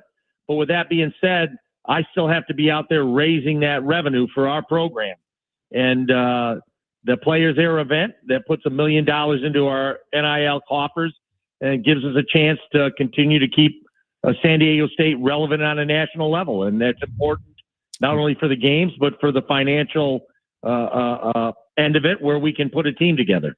To that point, and Brian Dutcher with us right now. Again, the Aztecs will open their season for real November 4th against Long Beach State, and a former Aztec assistant, now the head coach there, Chris Acker. So Long Beach State will be at Viejas Arena on November 4th, but a pair of exhibitions, including UCLA and USD at Viejas Arena. But Dutch, to that point, going back to the UCLA exhibition, that's impactful as well, right? Because some of the funds and the proceeds from that game are going to benefit the recruitment and retention fund, which is directly impacting your program, right? Absolutely. The USD exhibition game will be part of the season ticket package. I think we're giving the fans 17 games in the package, which is as many as we've ever given them. But in order to make money, in order to keep San Diego State basketball moving forward against national competition, we're going to play an NIL game at Viejas Arena. We were offered to move the game to a neutral site, but I just thought it was important we played at our arena in front of our fans. And I think the opportunity for them to purchase tickets to help the program, I think will go a long way. Dutch, we always talk about metrics, and the Mountain West the last few years has been so solid across the board, getting right 3, 4, 5, 6 teams into the NCAA tournament. What's the impact of the addition of Grand Canyon, a team that's been in the tournament, that has had good metrics? You'll play them both in Phoenix and in San Diego this upcoming year. It just adds to our strength of schedule. To add Grand Canyon twice onto the schedule on top of our non-conference schedule, and then what could be a very competitive Mountain West will do nothing but help us build the kind of resume we need, not only to make it into March, but to get a high seed in March. How's the health of the team looking headed into the stretch run before the season starts here? It's early September, and we're in pretty good health. Magoon is still coming back from his knee ahead of schedule, and so we will have him out there in October and getting him ready, which it's a long season. I'm not concerned with that. And then we have a few aches and pains, but nothing that's season long. Like last year when we ended up losing Reese for the season with a broken foot. We had Nick Boyd last year who broke a foot and missed the beginning of the year or lead up to the year. And so we're pretty healthy for the most part right now. Speaking of Reese coming off that broken foot, how has he looked this offseason getting ready for the upcoming year? He looks good in practice. I mean, he's getting his timing back. You sit an entire season, and even though you're healthy, you haven't really played basketball in a full season. And so now that he's getting his timing back, he's becoming a lot more effective on the court for us. And it's really good to see Reese back out there in the Aztec uniform. Brian Dutcher with us right now on Jon and Jim. You've touched on this before publicly. This fine line of having depth, but not necessarily having too much depth, right? I mean, it's better to have depth as opposed to not have it. What are the challenges it creates when you have a team that might be among the deepest teams in the history of San Diego State men's basketball? Yeah, obviously it's getting these guys minutes and knowing that I can't play them all. And so there's going to be disappointed guys in that locker room. And I understand that. And I feel for the guys that aren't out there. But a year ago when we had injuries, we ended up being shorthanded without Reese, Magoon for 7 games. And that was hard too. And so if we stay healthy, we'll probably have a tough time getting everybody in the game. But, injuries can occur and things happen. And so it's good to have that extra depth. Where are you expecting the growth from Miles Bird, who's now entering his 4th year in the program and went through the NBA evaluation process, the combine process? Like, where's his confidence at, and what's the next step in his evolution? Bird had a great summer, preparing for the draft, working out for different NBA teams, going to the combine, and all those experiences help you. We should have a more physically mature Bird, one that's been through the process and kind of knows what it is to be the kind of player he wants to be. And so just the maturity and the growth should serve not only Miles well, but the Aztecs as well. One of your new transfers, Latrell Davis from San Jose State. Fans maybe want to know a little bit more about him, his game, his style, where he might be fit into this team this year or in the future. What can you tell fans a little bit about Latrell Davis? Well, obviously, Latrell had 26 and 22 on the Aztecs last year. Yeah. So we know he can score the ball, and he scores it at different levels. He can make the three. He attacks with strength to the basket. And so Latrell's going to be a very important addition to what we're doing. And he's looked good in practice and will continue to get better as he gets accustomed to the Aztec system, both offensively and defensively. What's the first summer like, Dutch, in your program when you look at your freshman class, a year ago with Taj and Farrow, right now, LZ Harrington and Tay Simmons? What's that process like? You got this veteran group, you got 5th and 6th year players, but now you have these newcomers coming in. What's that process like for them as they come into college? Yeah, I mean, I'm real happy with our freshmen. Tay's been battling a bit of a hamstring, a strain, and so he's been limited. But LZ's looked good in his practice minutes. A year ago, we were playing out of our top players, 6 of them were freshmen and sophomores. And now those guys have grown into sophomores and juniors. So we're excited with the progression of the team that the older you are, the more experience you have, generally, the better your team's going to be. And we got to hope that's the case. With the offensive weapons you have, and Brian Dutcher with us right now on San Diego Sports 760, what's the acclimation process been like for Sean Newman Jr.? Last year, 3rd in the nation in assists per game. I think I just saw some graphic in terms of returning players in assists per game. He might be 1st or 2nd in the nation in terms of returning players. How has he fit in so far? Yeah, I mean, a pass first point guard is good to have when you have scores on the floor, and we should have scores on the floor, at every position, whether it's Magoon or Heidi or Farrow, inside and around the basket, or Bird and Reese and BJ on the perimeter with Taj. We've got a lot of depth, and we've got a lot of guys who can score the ball. So having a pass first point guard like Sean will keep everybody happy and everybody involved. Dutch, I'm curious because you've played Michigan before, even as a head coach. You went to Ann Arbor, and now you're getting Michigan on a neutral floor. But there's like more ties in there, like Dusty May, who's at FAU. With some of those players you've seen over the course of some tournament runs over the last couple of years as well. Is there any unique significance when you see Michigan, where you spent all that time, when you see Michigan on a schedule? It's like seeing Houston a year ago. They're going to be ranked. They're going to be good. They're going to be well coached, and you have to be prepared to play a team like that. Obviously, they're on the transfer portal and add a lot of pieces. We're going to play against the point guard we played against from North Carolina last year. Right. We're going to play against Langenborn from UAB, who's over at Michigan now as a transfer. Mara, who played up at UCLA, is on the Michigan roster. Crazy. And so faces we're familiar with, but at the University of Michigan. So there'll be some familiarity with the personnel, but they'll be in a new system, and it'll be fun to kind of get ready for a game like that. Well, we're thrilled, obviously, as again, the season gets underway with an exhibition against UCLA on Friday, October 17th, and then for real against Long Beach State on Tuesday, November 4th. San Diego State back in the floor at Viejas Arena. Dutch, we appreciate you taking time for us. We'll do it again before the season, and thanks as always for your time. Thanks for having me, guys. All right, great stuff from Brian Dutcher, head coach of the Aztecs, entering his 9th year on the Mesa with as high of expectations as they've had, and they've had high ones. I mean, they've had high. Yeah. I mean, off the national championship game, I thought the expectations were high. They get to a Sweet 16. I think this year, it kind of reminds you of like an expectation of, I don't know, go get to a Sweet 16 or further, which is hard to do. Yeah, I like their non-conference schedule a lot. I like the UCLA exhibition game. Yeah, definitely. In front of fans. Like, that's going to be pretty cool. And then Michigan, Oregon, another really good team. So they're going to face those 3 teams there, the Players Era tournament in Vegas, then Arizona. It's a good non-conference schedule, that's for sure. It really is. And then Grand Canyon twice. I mean, Grand Canyon is not easy, No. specifically in Phoenix. And then this league, I mean, you got to go to places like New Mexico and Boise. It has been a good league over the last handful of years. I actually did forget about that. I forgot that Grand Canyon got put into the Mountain West Conference schedule. It's just like that. I know. It just happened. Yeah. You're right. And everyone's like, wait, what? It changed or a the lot. teams that were departing were like, excuse me? But then, from a metric perspective, I think it could be very beneficial for San Diego State. Padres lineup is out. Ooh. We're going to react to it. It's kind of interesting because Mike Shildt does a little bit of an about face from Friday. Of course he did. Against a left-handed starter. So we'll get into that on the other side. Plus, is that good? The best and worst of the sports weekend. Jon and Jim, San Diego Sports 760, live on the iHeartRadio app.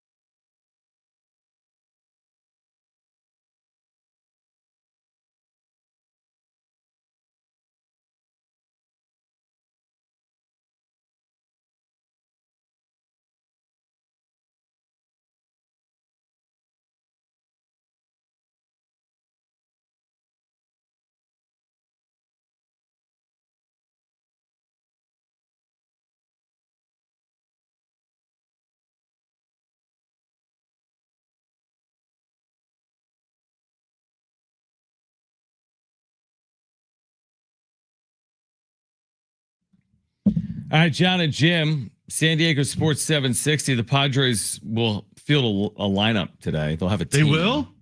Yeah, because they've announced it. Oh, wow. And I was kind of thinking maybe they do what they did Friday, which is put Luis Arraez on the bench against a left-handed starter. I was mistaken. So let me guess. They didn't.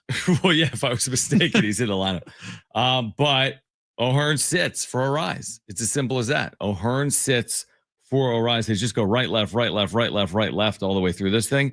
Tatis, Arraez, Machado, Sheets, Laureano, Merrill, Iglesias, Cronenworth, Fermin for Darvish. So they just right, left, right, left, right, left their way through it, which makes sense. And listen, Arraez has had moments. You said it yesterday at 3 hits. He was also hitless on Saturday, and he didn't play on Friday. But Arraez has not had good numbers against left-handed pitching. It is as simple as that. Yet he gets another opportunity tonight against a left-handed starter. I mean, it didn't make sense when he was talking about it on Friday, and he's like, "Yeah, off day, off and off day. I just want to get him off his feet. These guys have played a lot, huh?" Right. Like, right. Okay. I don't know, man. Like I said, first a lefty, it's going to be wonky. Mike Shildt. At the end of the day, these lineups aren't the end all be all to this team's performance. I mean, They got to go out and they got to perform. Like Manny Machado, he's got to perform. He had one hit all weekend. It's a big hit, but still, he's got to be better. Fernando Tatis Jr., Jackson Merrill. Hopefully, being in Colorado will get the bats going here for the rest of the season, or at least just this week to start. Just hopefully the series, just to kind of break it down even further. Because you could put wherever guys in the lineup are hitting, they got to produce. So it's a fair point. We can get mad and upset. And, when we hear Mike Shilt's explanations for things, then he goes about face and does something different. Like, yeah, we'll call it out. And it just doesn't make any sense. And it's weird. But at the end of the day, the guys in the lineup got to produce. You got to one game. You can't. It's hard to overreact to one lineup in one regular season game. And you're going to need your starting pitching to go out there and give you 5+ innings. Completely. They really do need that from you, Darvish. All right, the wrap's coming up in about 10 or so minutes. Do we have Is That Good? Let's get to Is That Good.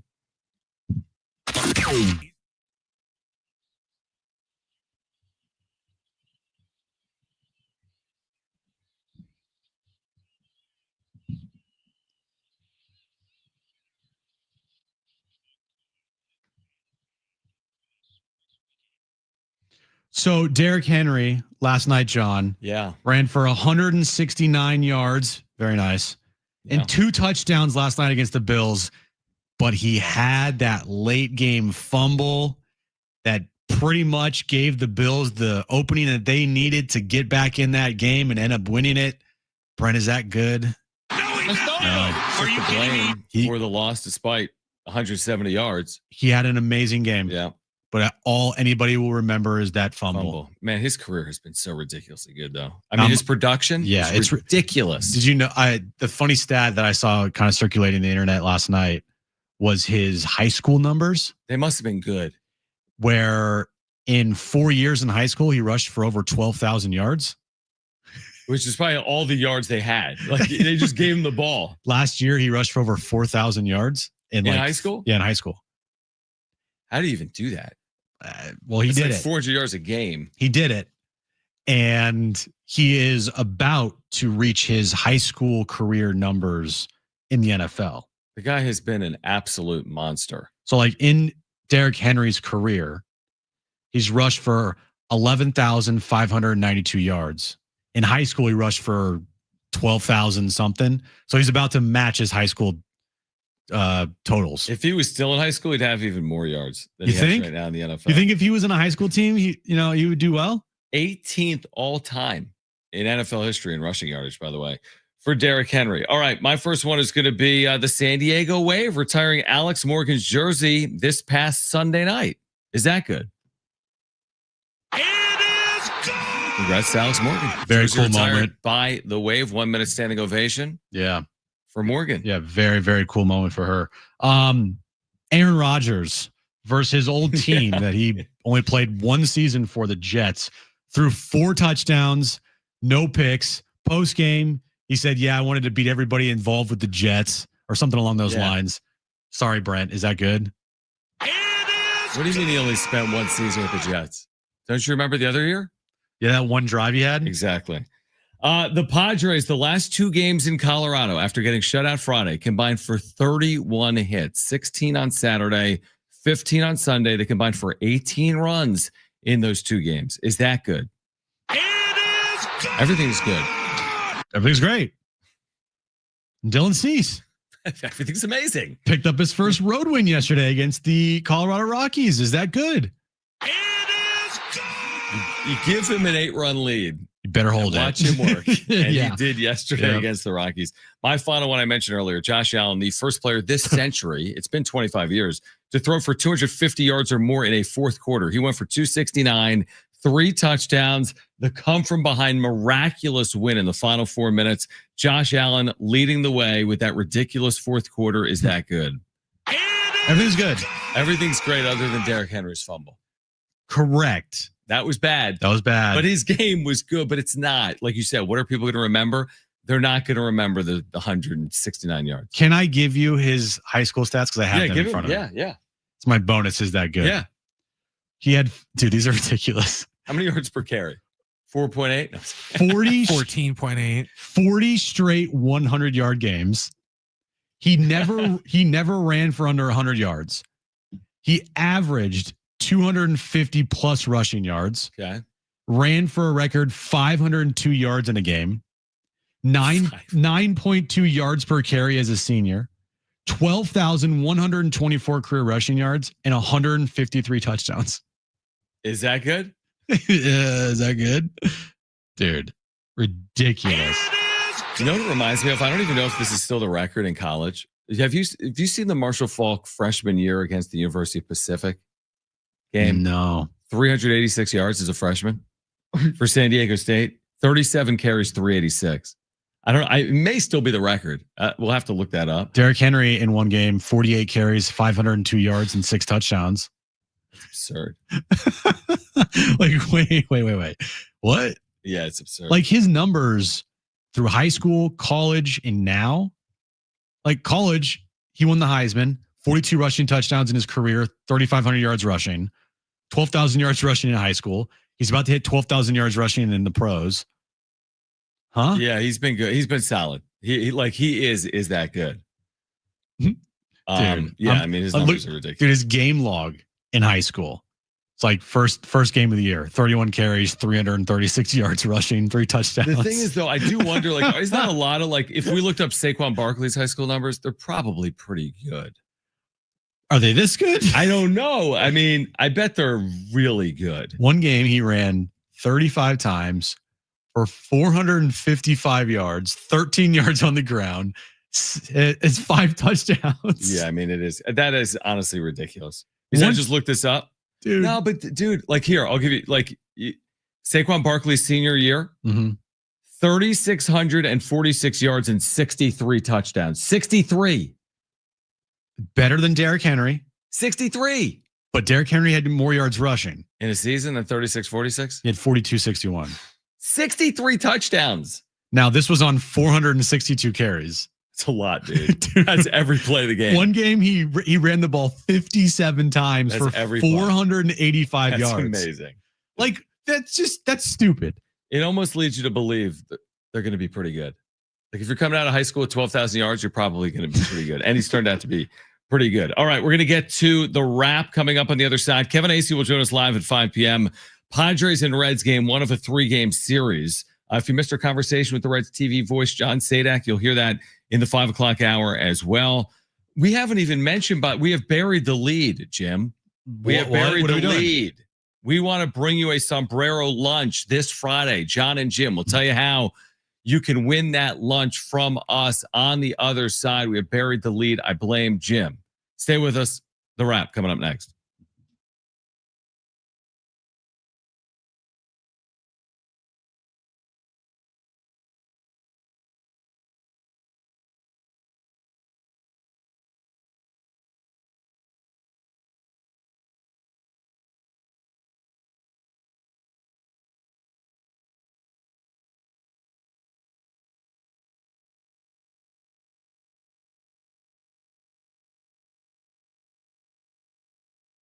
All right, hey guys, it is Schaefer, and there's no better time than now to get down to your local Toyota dealer with new vehicles arriving daily, including their most popular cars, trucks, and SUVs. So whatever kind of vehicle you're looking for, hurry into your Toyota dealer today, or make sure to head to Toyota.com. If you're looking for a great deal on a new Toyota, there you can check out all the latest offers, search inventory. Finding the Toyota that's just right for you starts at Toyota.com. Toyota's Beyond Zero lineup of electrified vehicles helps to create a greener planet. Toyota's Beyond Zero lineup supports a greener planet with a wide range of electrified vehicles, including hybrids, plug-in hybrids, and fully electric vehicles, or take each day further than you thought possible in a new Camry with its stylish looks that'll make an impression wherever you go. See your Toyota dealer today and discover what makes Camry legendary. There's no better time than now to get your local Toyota dealer. Get your local Toyota dealer today or Toyota.com. That's Toyota.com. Your Toyota dealers, we make it easy.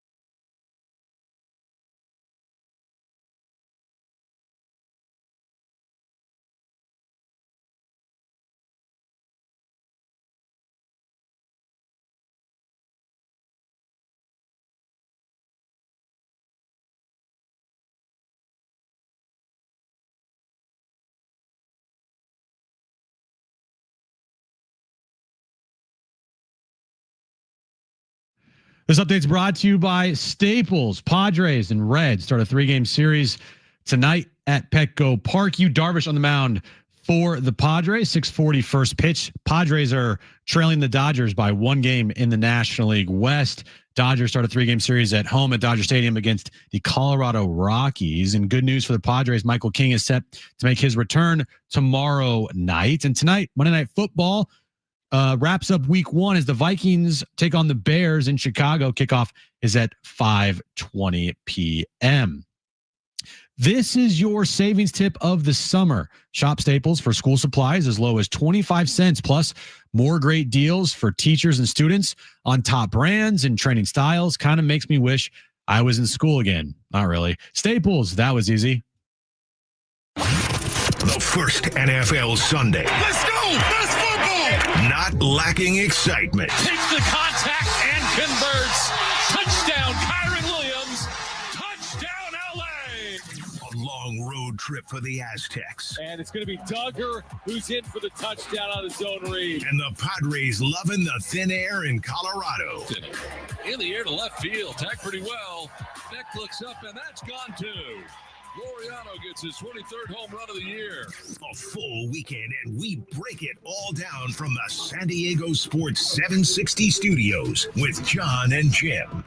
All right, San Diego and Southern California, what's going on? This is hour 3 of Jon and Jim. I need you to stop what you're doing. Forget about the Padres and Reds. Forget about Monday Night Football. Forget about college football. Forget about everything. Okay. And open the iHeartRadio app. This is why, okay? This Friday, Jon and Jim, like the actual, like us, not like a blow up Jon and Jim. That'd be weird. Wait, what? We're going to bring someone lunch this Friday. And this is what you need to do. Open the TalkBack mic. So open the app. If you don't have the app, download the app. Mm-hmm. Open the app, search for 760. Click on the red microphone icon. Use the TalkBack. Tell us your name, where you work, and why we should bring you and your crew. Okay, you and your crew. Your crew, your like friends. Your work crew, not the like if you work at a Fortune 500, we're probably not bringing lunch for like 16,000 people. No. But you and your crew, we're going to bring lunch on Friday. What is the lunch? Sombreros. We're going to bring you sombrero Mexican food on Friday, this Friday. Tell us your name, where you work, why we should bring you lunch. Sombrero Mexican food has been serving up San Diego style Mexican food, as a lot of you know, for over 40 years. We love sombrero. When we get the sombrero trays at work, Brent goes to town on those things. But it's a great, a family style type of meal here, where you get the whole big tray and you get all the good fixings. You get the carnitas, you get the buffalo chicken surf and turf. You also get guacamole. Wait, is it the buffalo chicken surf and turf, or is it buffalo chicken, surf and turf? To me, it would be weird to have buffalo chicken surf and turf. Buffalo chicken, surf and turf, and more. You can have quesadillas, burritos. So who wants this? So we are literally going to hand deliver you lunch this Friday if you open the TalkBack mic. Yeah, and just tell us your name and where you live. And now, don't live in like Alaska. No, that's not going to work out for us. It's going to have to be in San Diego County. Yep, it has to be in San Diego County. Can't be like up in. I live in the Bay Area. Last point of San Diego County either. Like ideally, Mission Valley, 60 miles. It's a big county. Yeah, no, it could be anywhere. So if anywhere in the county, open up the app right now. Tell us your name, where you work, why we should bring you and your crew, whatever that looks like, your work crew, crew. Sombrero Mexican food. I know I said where you live. I meant where you work, not where you live. So wait, are we just going to then surprise someone on Friday, or are they going to know in advance that they've won lunch? Because what if you bring a paper bag with like your PB&J and like your grapes? Well, that's a weird lunch. That's a good question, John. But are we still gonna be like surprise, or with like mascots and we got balloons and we don't have the budget for mascots here. We don't have a mascot or balloons. It's not Publishers Clearinghouse. That's what I want to bring a big check. It says sombrero food. Congratulations, you won sombreros. Right. Just bring fake food. Right. Okay, so open the app and do that. Yep. TalkBack mic on the iHeartRadio app. If you want Jon and Jim to bring you lunch to work on Friday, just go to the TalkBack mic right now. Leave us a TalkBack, your name, where you work, and you could have us bring you a full tray of Sombrero's Mexican food to you on Friday afternoon. Do we get to eat with the winner? That's a good question. Would that be weird? Like, hey, we're here. We open that thing up. We bring them food, and then we're the first one in line to like grab the food. Right. Like, where are the napkins? Where's your soda machine? Yeah, exactly. All right, so do it. We'll tell you more about that over the course of the next few days. Again, Kevin Acee will join us coming up at 5 p.m. But right now, let's get to this. It's time for the wrap. Presented by Sombrero Mexican Food. Check out their website at sombreromex.com. Who's going to win tonight's Monday Night Football game between the Bears and the Vikings? I'm going to go with the Bears on this one. I don't know what to expect from J.J. McCarthy. You mean discount Cody Rhodes? This is what he looks like. A little bit, yeah. A little bit. John has no idea. I have no idea. Yeah. Yeah, I'm going to go with the Bears on this one. I don't know if we're going to see fireworks like we saw last night. Like, it's probably not going to get as good as game as we got last night. Probably not even get close to good quarterback play like we saw last night with Josh Allen and Lamar Jackson. But yeah, I'll take the Bears tonight. The Bears. I'm going to take the Vikings, dude.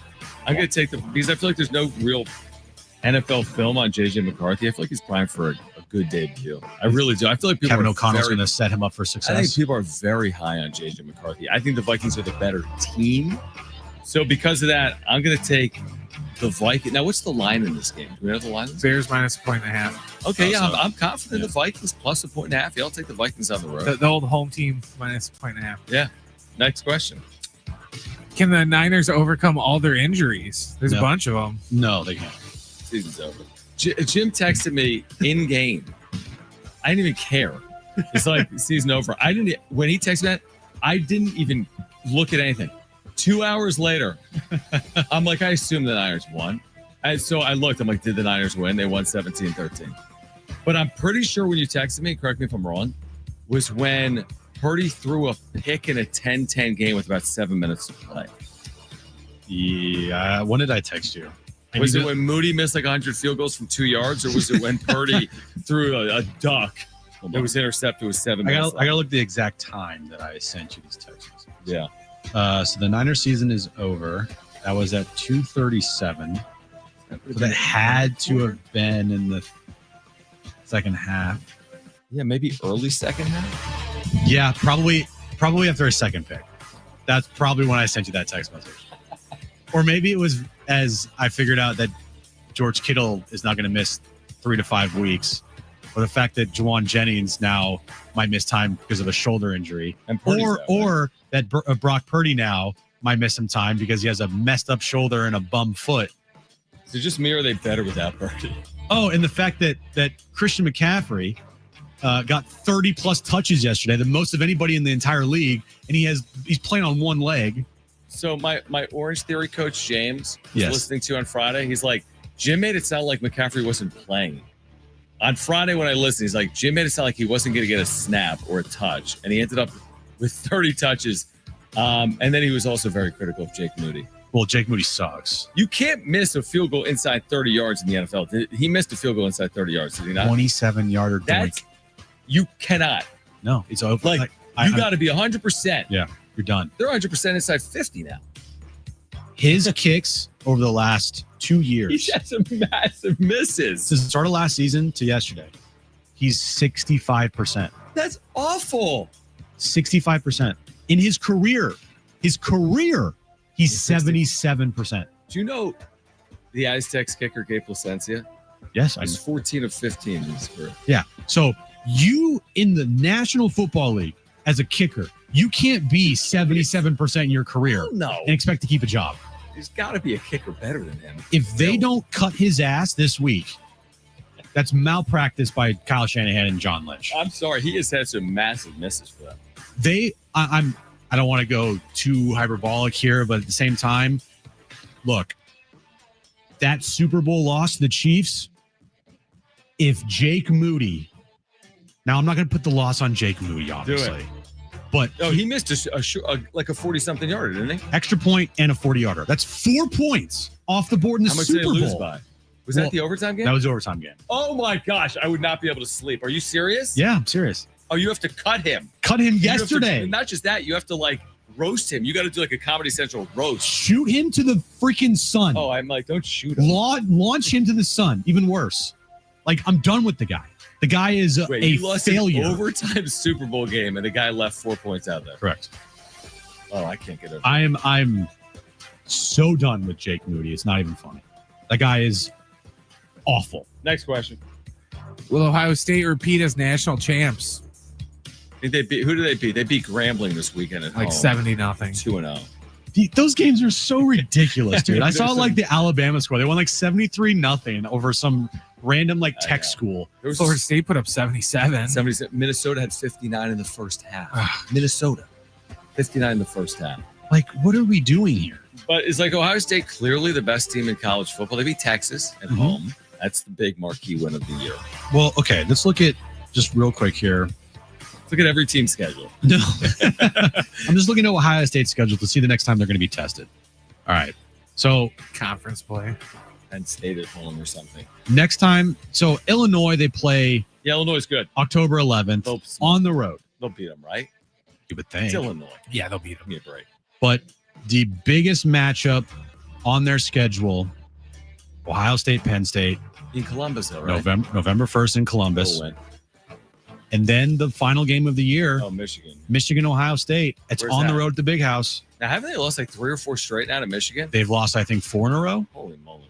And, a lot of Ohio State fans, were ready to fire Ryan Day last year, but they did win the national title. Yeah, that'll work. But here's the thing. It's you won the national title, and that's amazing.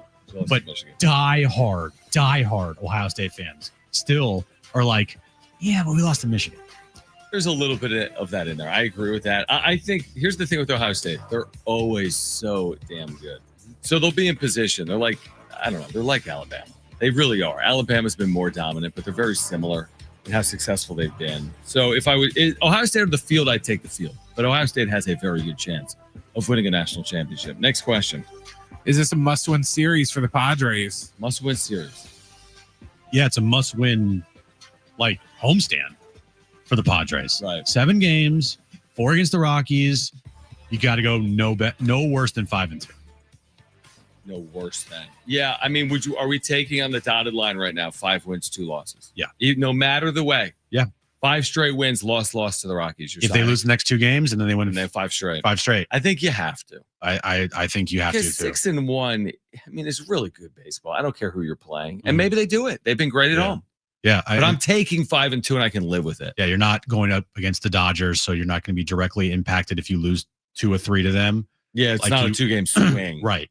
So 5-2. I don't care how they get it done, but get 5-2. What about the Dodgers having the next 3 against the Rockies? I don't care about that because you have the next 4 against the Rockies after that. Yeah, and it's advantage Padres. Yep. And you already took 2 or 3 from the Rockies at Colorado. They're a much more dangerous team on the road. Oh my god! Or at home, excuse Not me, even close. than on the road. You can run into one of those games. You're like, how did we lose this game? We led by 5 late. We lost. Yep. To the Rockies. It almost happened Saturday at night. home, that should never happen. You should clean up against the Rockies here. And we'll see about the Reds, but even if they lose 2 or 3 of the Reds, could win 4 straight against the Rockies. Then it would put the pressure on to have to win 4 straight against the Rockies. Which again, I don't know if that's easy. Sweeping a team in a 4-game series is never easy. It can't be easy. I don't care who you play. Yeah. But I mean, the Rockies are the worst team in the sport by a Grand Canyon size. Already 100 losses? Already? They're about to give up 1,000 runs this year. 1,000 runs this team is about to give up. It's insane how bad they've been. So, yeah, 5-2 homestand. It's not a must-win series here. But, look, if they don't win the series against the Reds, then you got to sweep the Rockies. That's how I view it. I have very good news. I know what you're going to say because I saw your email. We're going to hear from Mike Shildt. Oh, my goodness. I have very good news. We're going to hear from Mike Shildt. How long is Mike Shildt? How long he's going to speak for? He's going to speak 2 minutes. for 7 minutes and 19 seconds. Seriously? Well, you don't need to. You could just play it, right, Brett? What's going on? It's an email. We're going to hear from Mike Shildt on the other side. Kevin Acee will join us live at 5 p.m. Stay with us on Jon and Jim.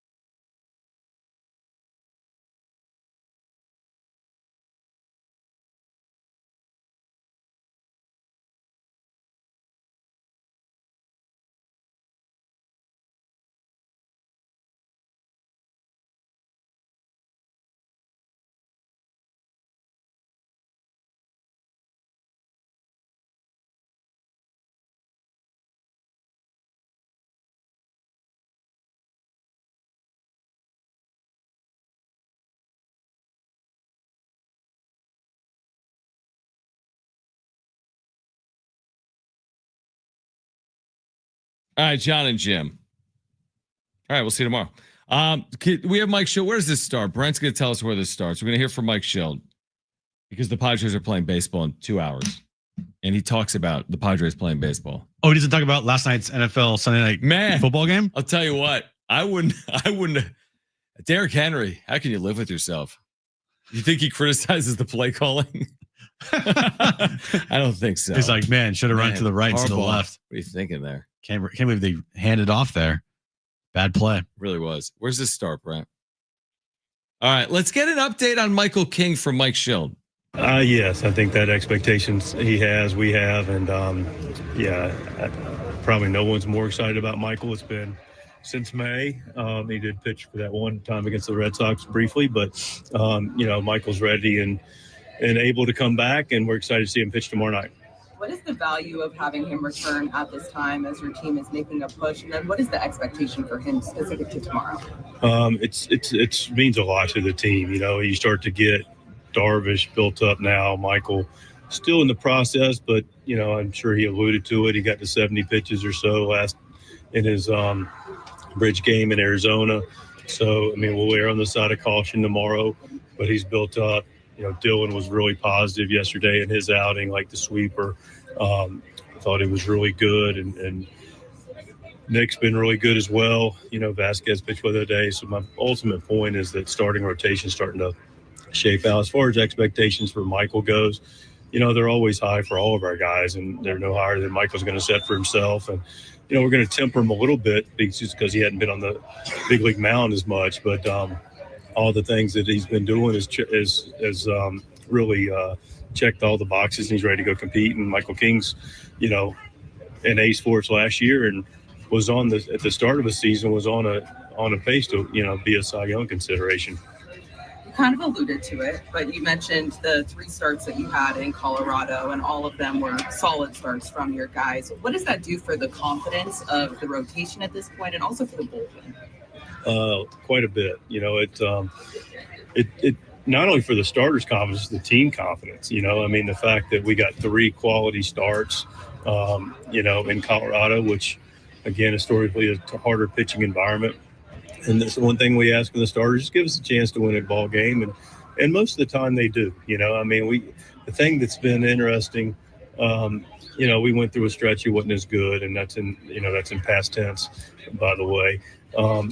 And it also magnifies the fact that we've done some pretty good things over the course of the year, and the starting pitch has been a part of that. So just getting back to what that looks like, but how it affects the team, and we won 2 out of 3, and outside of Freeland pitching a magnificent game, we could have easily swept the series. And then let's do the bullpen quite a bit, because you don't want to get it's not built to get more innings out of your relievers than your starters. And so when they can get at least half the game or a little bit more, or in some cases a lot more, but at least a little bit more, it sets us up for success.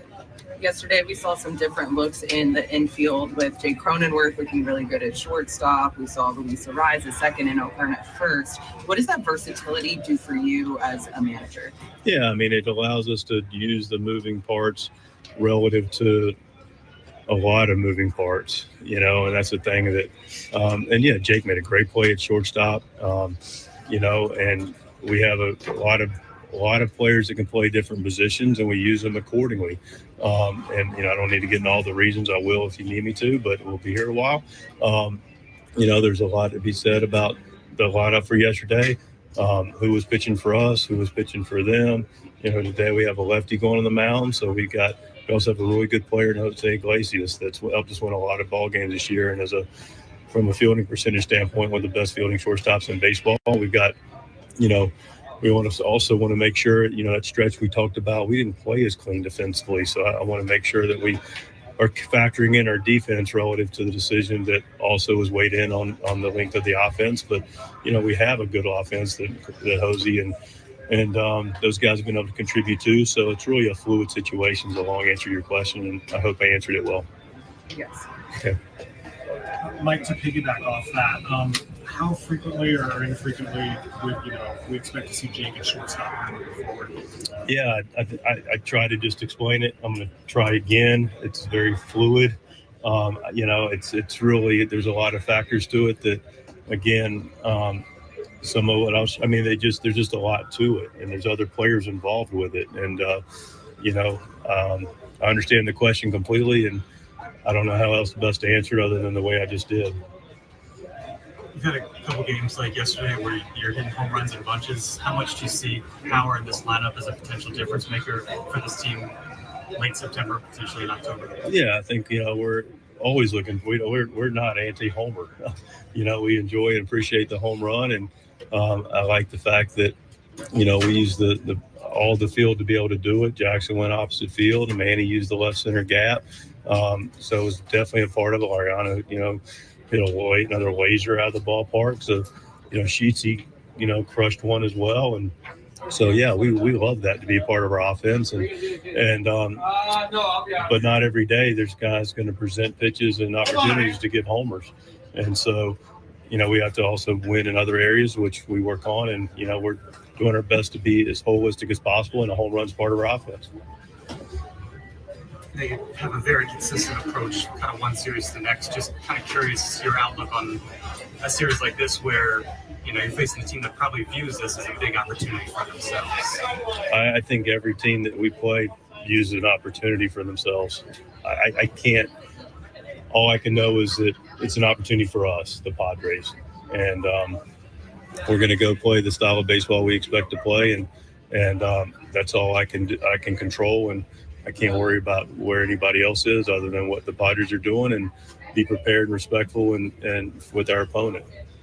I know you guys love the phrase sense of urgency, but when you have 19 games left, this is your second to last homestand, how crucially is it important for you guys to take care of business at home?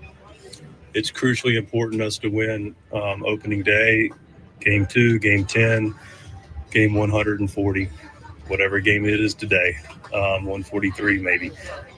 So I personally, I understand the sense of urgency and that people have, and I can just tell you that I have a sense of urgency every day I show up at a ballpark. So, I feel confident and comfortable by saying if people are going to make situations bigger than they are, that creates anxiety and pressure that's unnecessary. If you create that on a consistent basis of expectation of preparation and competition and enjoyment, then you're going to meet the mark every day the best you can, and that's what I'm confident we've done since I've taken over as manager here. But I do appreciate the time of the year and the question. He appreciates the question. Nails on a chalkboard. We're going to react to what Mike Shildt said because there's something pretty fascinating there on Jake Cronenworth that we'll get into. Oh, yeah. On the other side, but we do want to remind you, football, it's back, and so is your chance to cash in like never before. DraftKings Pick 6, the official daily fantasy partner of the NFL. Your game day instincts can score you real money fast. All right, what do you got here? Here's the play. All right, so tonight, Justin Jefferson, I think they're going to go heavy with Justin Jefferson tonight. JJ McCarthy making his very first start in the NFL. Justin Jefferson's going to be a big part of tonight. I'm taking more than a half touchdown tonight for Justin Jefferson. All right, did you see a receiving touchdown? Is that going to be JJ McCarthy's first career touchdown pass? Could be. No, it will be. It will be. It will be. Justin Jefferson will catch the very first touchdown from JJ McCarthy. They better tonight. get Justin Jefferson involved. That would be my, yeah, I think they will. advice. I think they will. All right, just pick more or less on 2 or more player stats from breakout rookies to elite quarterbacks and unlock the upside every snap brings. The better your calls, the bigger your payout. No gimmicks, no convoluted rules. Just you, your player reads, and a shot at big returns. What do we got here for the kickoff bonus? All right, so the kickoff bonus. New DraftKings customers get $50 in bonus picks. It's just a $5 entry on your first pick set this season. Play your player instincts. Download the DraftKings Pick 6 app now and use code SD760. That's code SD760. Play just $5. Get $50 in Pick 6 bonus picks. Make the call. Ride the upside. In partnership with DraftKings Pick 6, the crown is yours. Gambling problem? Call 1-800-GAMBLER. Must be 18 plus. Age and eligibility restrictions vary by jurisdiction. Void where prohibited. 1 per new customer. Bonus awarded as non-withdrawable Pick 6 bonus picks that expire in 14 days. Limited time offer. See terms at pick6.draftkings.com/promos. We'll react to Mike Shildt coming up next on Jon and Jim.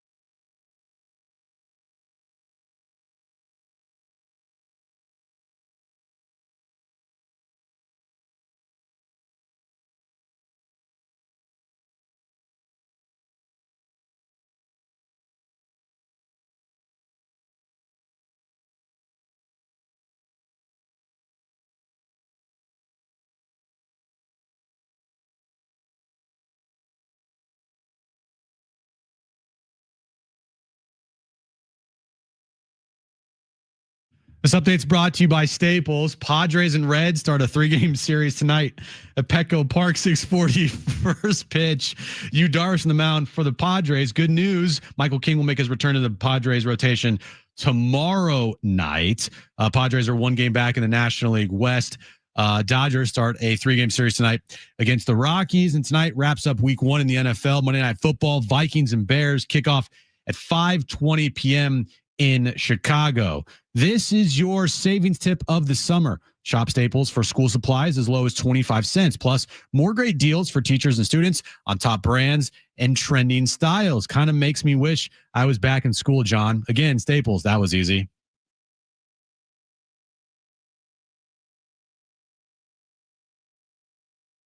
All right, Kevin Acee at 5 p.m. Jon and Jim with you here until 6. It's a Monday, I can tell you that. It's a Monday, man. There's a lot going on. All right, Mike Shildt. All right, we'll see tomorrow. The thing with Mike Shildt on Jay Cronenworth is you just heard Mike Shildt pregame for 7 minutes, and he was asked twice about Cronenworth playing short, and I knew he was going to bite back at the second question. Mm-hmm. But he kept saying it's fluid with Jay Cronenworth playing short. By the way, we're talking about when they face right-handed pitchers. Because he can't commit, and he can't just like talk and answer a question like a normal person. Well, his point, he made a point in there to be like, hey, by the way, like when we weren't playing well, our defense really kept us in there. So we really value defense. I'm like, time out, dude. Pause. You trailed 4-0 in like 4 or 5 games, and the ball was going over the fence, and your shortstop couldn't save that. Nope. He wasn't jumping over the fence and bringing balls back in, even though truthfully, like Laureano and Tatis have, even during these like poor pitching performances. But I don't buy the, hey, let's go field our best team because it's going to really put our pitchers in a better situation. No, like Nestor Cortez is allowing 4 home runs in an outing. What's good defense going to do? So my point is, it's not fluid. Play Jay Cronenworth at short. He just, by the way, it's funny in our YouTube chat, multiple people. Where is this here? 7 minutes of Shildt. Do you hate us or what? Another comment. Shildt is painful to listen to. Another comment. Please make it stop. Like, why do you hate us? Why do you hate us? Someone said, I just had that thing on mute. Dude. Oh, man. He can't just be like normal. Like, it's just, hey, Mike, noticed you made a move yesterday for Jake Cronenworth at shortstop. Is that your best lineup going forward? Seems like it, right? Mm-hmm. And he just can't. He just has to praise everybody. Like, oh, we're probably going to sit Jose Iglesias some more. I got to say how great Jose Iglesias is. He's won you some games this year. Like as in plural. Yeah, well, that's what he was saying. Okay. Sure. Mm-hmm. Whatever you say, Shildt. But, taking away the fact that Mike Shildt is unbearable to listen to, and the fact that he gets so agitated with just simple questions, regardless of who he puts out there. And Mike Shildt put him off in a corner. The players are more important than anything that Mike Shildt spews out of his mouth. Wait, say this again. Wait, put Mike Shildt in the corner? I'm just saying, like, take him out of this equation. Oh, okay. I'm like, I thought you meant like in general. No. Like, it's time for them to like put him in the clubhouse. Like, just have him. Wait, just what's your plan? No. I got you. Like, take Mike Shildt out of the equation okay. Because he's not throwing a single pitch. He's not taking a single at bat. He's not making a single play. It's true. Like, yes, is he annoying to listen to? 1,000%. But he is not going to determine, by and large part, 100%, if this team is going to make a run for the division and in the end win the division for the first time in forever. And truth be told, and I'm with you, you're 100% right. And for everything that we say, for our criticism towards how he speaks with the media, the truth is he has won at a good clip as a manager. Yeah, he's benefited from some decent rosters. I think St. Louis historically has had very good rosters. San Diego recently has had good rosters. I don't think he's the only manager that would have decent records with the Padres, but to his credit, he's kept them afloat for 2 years, which is hard to do in San Diego, man. There have been some bad years recently, 2021 and 2023. But yeah, some of it is just, I think now is the time of the year where you've gotten past the trade deadline. The whole point of the trade deadline was to bolster your lineup and to add Mason Miller, which is terrific.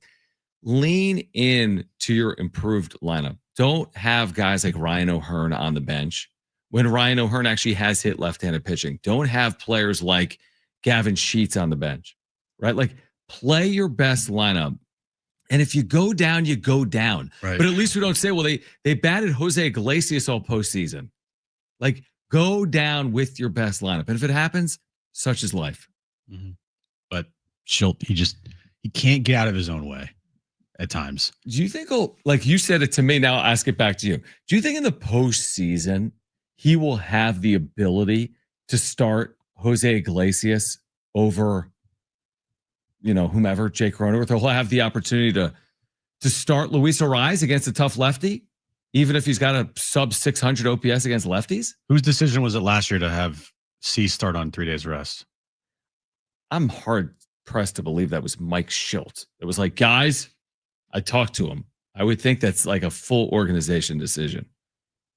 Yeah, I think it's going to be organizational decisions in the postseason. At least I hope so. I hope that's the case. Because I don't want Mike Shildt making decisions with full authority here. Right. I just don't. Now, the Jose Iglesias thing in the postseason, are we just thinking that Xander's not going to be back then? Because that's the only way that Jose Iglesias should see the field. Isn't he in a boot? He is in a boot. And so, I mean, I get it. He wants to come back. Hopefully he will. I mean, the season ends in 20 days. So, I mean, you go from boot to out there in 20 days. That sounds great. I hope that happens. I mean, I'm sure it's their hope and expectation, but he broke his, what did he break? His foot. He broke his foot. Yeah. I mean, it doesn't scream like, hey, you're going to go hit 415 this postseason. And when he gets back, how's he going to look? Right. Exactly. That's the point. That's the point. But the loss of Xander, even though at times it's like, wait, Xander's on this team? Because you just forget about him because he's just forgettable. He brought the versatility to this team where you could make sure you have your best optimal lineup, or at least have a good lineup with at least a player on the bench. And then you could work around that. Now it's like they're forced to put in one of their players off the bench that is a black hole in the lineup. And then you're kind of working around some things. And it's just, they're a better team with Xander on it than off it, is what I'm saying. Even though Xander is, whatever. And it's kind of been a blah year. I mean, we got into the particulars of it, and I'm happy. Me personally, I was a big defender of his for 6 weeks, maybe more. But I'll be to be fair, the year has only been at best average. Truthfully, it's been below average. If you looked at the entirety of Xander's year, he's been better since his first 2 months were awful. I mean, it looked like the wheels had fully fallen off and they were going to have a decision to make this offseason. That's no longer the case, thankfully, on Xander Bogarts. But you look at the totality of his season and it's been fine, but it hasn't been anything to really write home about. But is it a better option than Jose Iglesias? 100%. 100%. Yep. Yeah. And he's won in the postseason. Whatever it means. I get it. He's been here before in the postseason too. It's not like he's been carrying the Padres to a World Series, but I don't know. It has some value, I'd like to think. How can something be a fluid situation with 19 games remaining? I don't understand any fluidity to it. Jake Cronenworth is a career middle infielder. And it's not like this would be giving into a fan base that wants a fan favorite out there every single day when he's hitting 150. This is giving into the best lineup that you have. Plain and simple. He's just as stubborn as it gets. Yeah, I'm trying to use an analogy in another. It's kind of a baseball conversation, I guess, putting your best lineup out there. Like in other sports, do you choose defense over offense? By and large. For a possession, I get it. Hey, I don't want my 5'11" point guard out there. I'd rather go 6'2" because I don't want this dude getting a shot off over my 5'11" point guard. Okay. Well, the Aztecs basketball team is a perfect example of sometimes they choose defense over offense. They choose defense over offense. You're saying just in general? Well, they are. Well, they're defense first. They're defense first. They're defensive minded team. Yeah, or shoot. I mean, look at Brady and Rocky with the football. Yep. And so it's fair. Yeah. But I'm saying, again, what the Padres are trying to do to me is very 1988-esque. Or it's not even the right year. It's actually more 82-esque, where pitching was more dominant. There were less home runs in the sport. You would like rely more heavily on your pitching staff. I just think the sport is so predicated on offense, but not the Padres. I mean, that's not how they want to play. They're predicated on like their bullpen. Look, the second you saw Jake Cronenworth at shortstop yesterday make that play, sorry, all bets were off on like why you weren't. Yeah, you can't go out there and tell me that Jake Cronenworth can't handle his own at shortstop. Give me a break. Give me a break. And Luis Ariz, I know he's not played much second base this year, but look over his career, played a lot of second base. Do you think he can go and play second base for a little while? Mason McCoy, their defensive specialist, committed 2 errors in one game. Yeah. So that's why you don't start defense over offense. No, these things happen. You don't play Mason McCoy.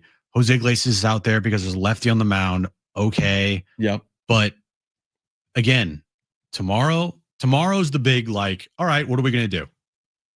Are we gonna succumb to Mike Shildt and his defensive minded first attitude? Or is the team and the organization going to tell Mike Shildt, you're not doing this, Mike. You're putting the best lineup out there. And is he going to say, okay, I give in, which he gave in on Sunday? We'll see. Because tomorrow, if Jake Cronenworth's not at shortstop against a right-handed pitcher, I don't know.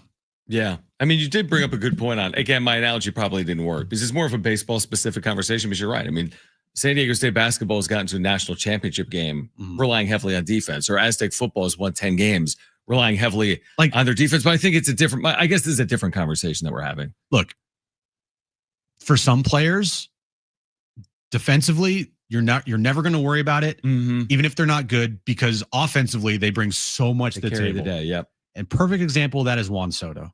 Juan Soto is one of the best offensive players in baseball. Absolutely. But he is below average outfielder and not good at all. But the proof's in the pudding. And when you have a guy that's that good offensively, you put him in the lineup. Now, again, it's a different conversation because Jake's not even close to the same conversation offensively as Juan Soto. But when you compare Jake to your other options, Jake feels like Juan Soto compared to great point. The Mason McCoys of the world and the Jose Iglesias of the world. It's like going to get Freddie Fermin. I get it. Is he Pudge? Maybe not, but is he an upgrade over what you had? Yeah, he's proved to be an upgrade over what they had. All right, we do actually have an update on Xander Bogarts. We'll share with you on the other side. Plus, Kevin Acee will join us at 5 p.m. This is Jon and Jim, San Diego Sports 760, and live on the iHeartRadio app.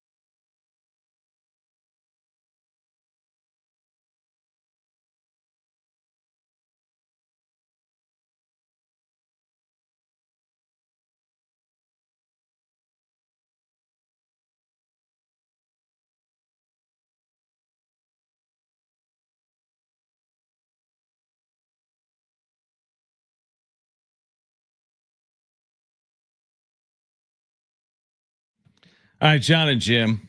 Kevin Acee coming up at 5 p.m. Andy Halbrin writes this, Jim. Xander Bogarts was in the clubhouse today without a walking boot. So that changed the conversation. Everything's great. Yeah, he said he's walking fine, but no running or anything like that yet. He's dependent on doing imaging each week and waiting for doctor clearance. Still optimistic he'll be back before the end of the regular season. # Padres. Okay. Everything's fine. So, but one thing, the update though is I'm like, well, he's in a walking boot. That to me sounds like there's still a lot of time, but I guess he's actually not in a walking boot. So maybe there's some level of progress that's being made. Yeah. It has not been long since he went on the IL. Couple weeks. 2 weeks in a walking boot. That was it. Well, hopefully he's a fast healer. Right. It's true. I think they can get over the hump of the loss of Xander. But how they get over the hump is by just putting your best guys out there. It won't feel like that big of a loss if you have a lineup like you had yesterday for majority of the games going forward. Right. But it will feel like a loss if going forward we see Mason McCoy and Jose Iglesias out there for a majority of these games. So that's where we're at right now. Is the loss of Xander hurts you if you decide to put Jose Iglesias and Mason McCoy at short. Let me ask you this, because I got pushback, let's say, on social media saying, hey, lineup isn't only about offense. Come on, Arise can't play second. Did he not play second on Sunday? No, I mean, not can't, but can't defend his position well enough to routinely play second base.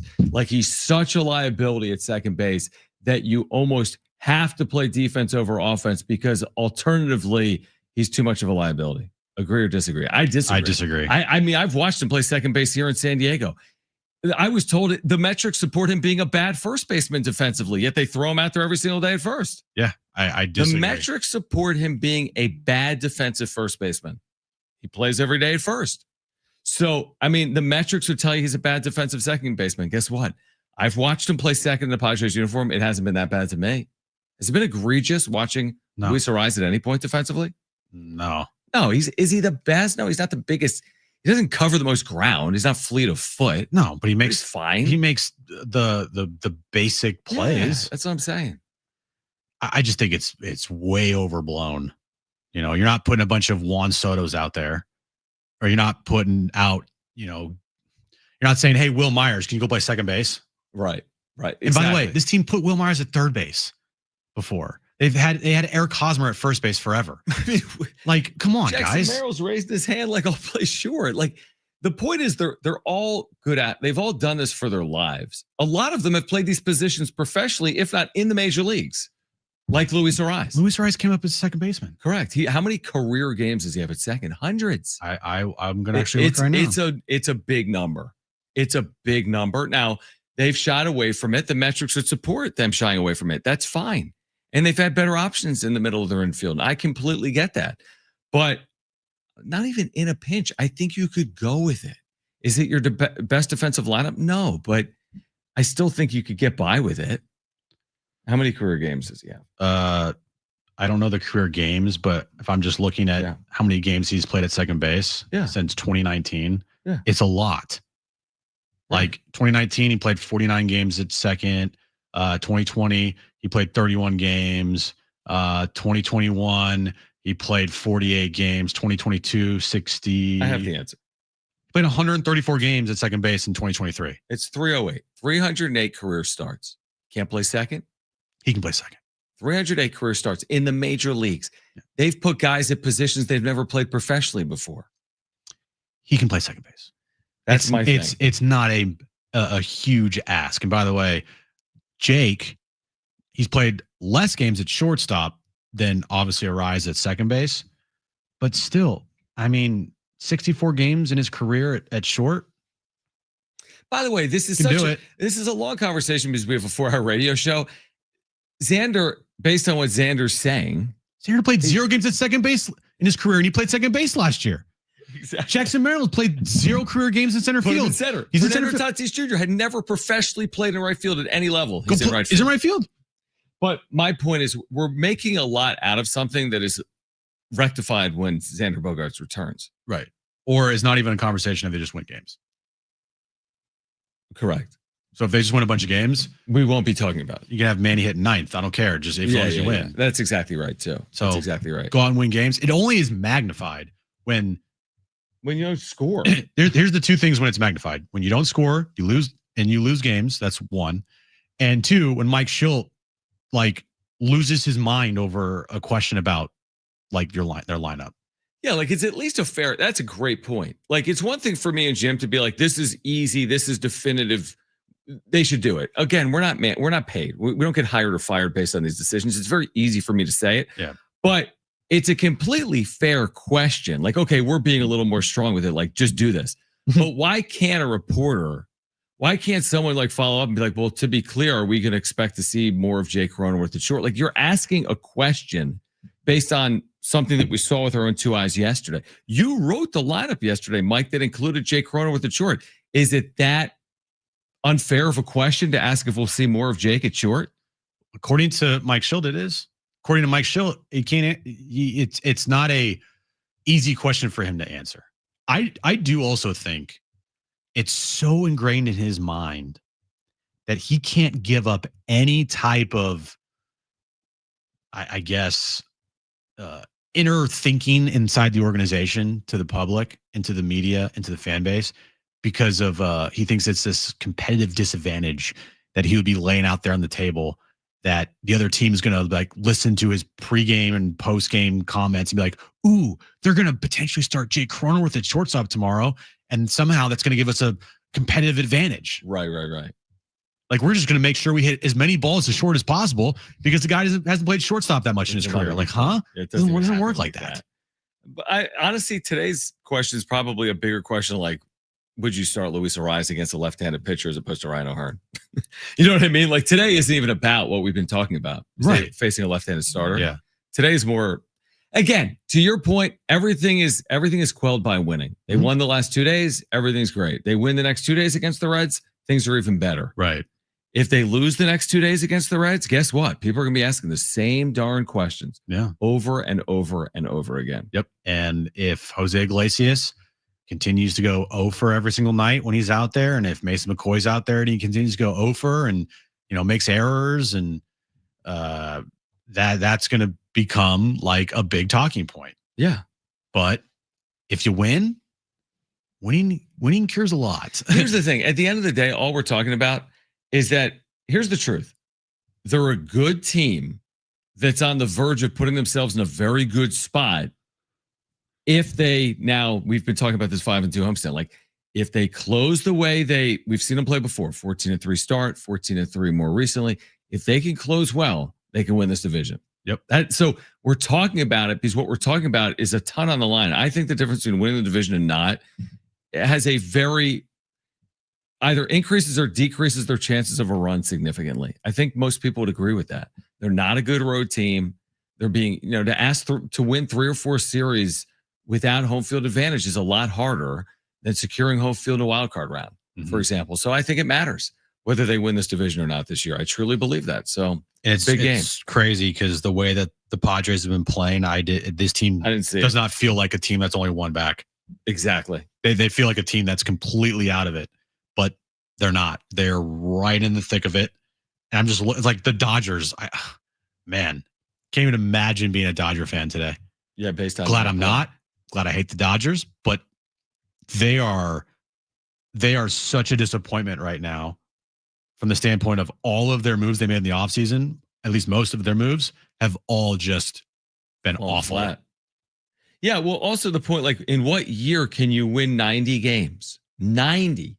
They go 90 games. That's 12-7 finish. What year could you go 90-72? And you might win the division at 90-72 based on the Dodgers play. That's why the winning the division and taking advantage of the Dodgers' poor play is so crucial. Because you like, I bet you that the Dodgers, they're going to rebound. They're not going to have like these 90 win seasons every single year from here on out. They're going to be better than this next year. There's other years you win 90 games, you're 16 games behind them. And right now you could win 90 games and potentially win this division. We're going to catch up with Kevin Acee on the other side on the Padres, their health, lineup construction, and more. Our Padres Insider joins us live. Kevin Acee coming up next.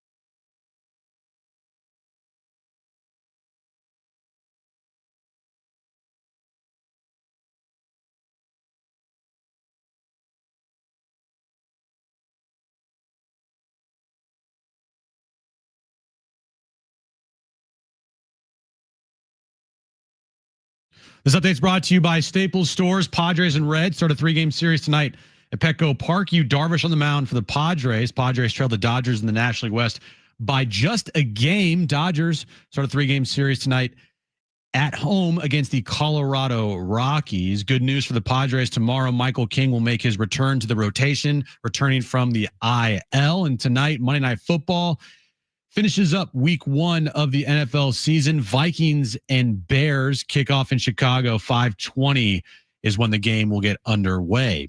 This is your savings tip of the summer. Shop Staples for school supplies as low as 25 cents. Plus, more great deals for teachers and students on top brands and trending styles. Kind of makes me wish I was in school again. Staples, that was easy.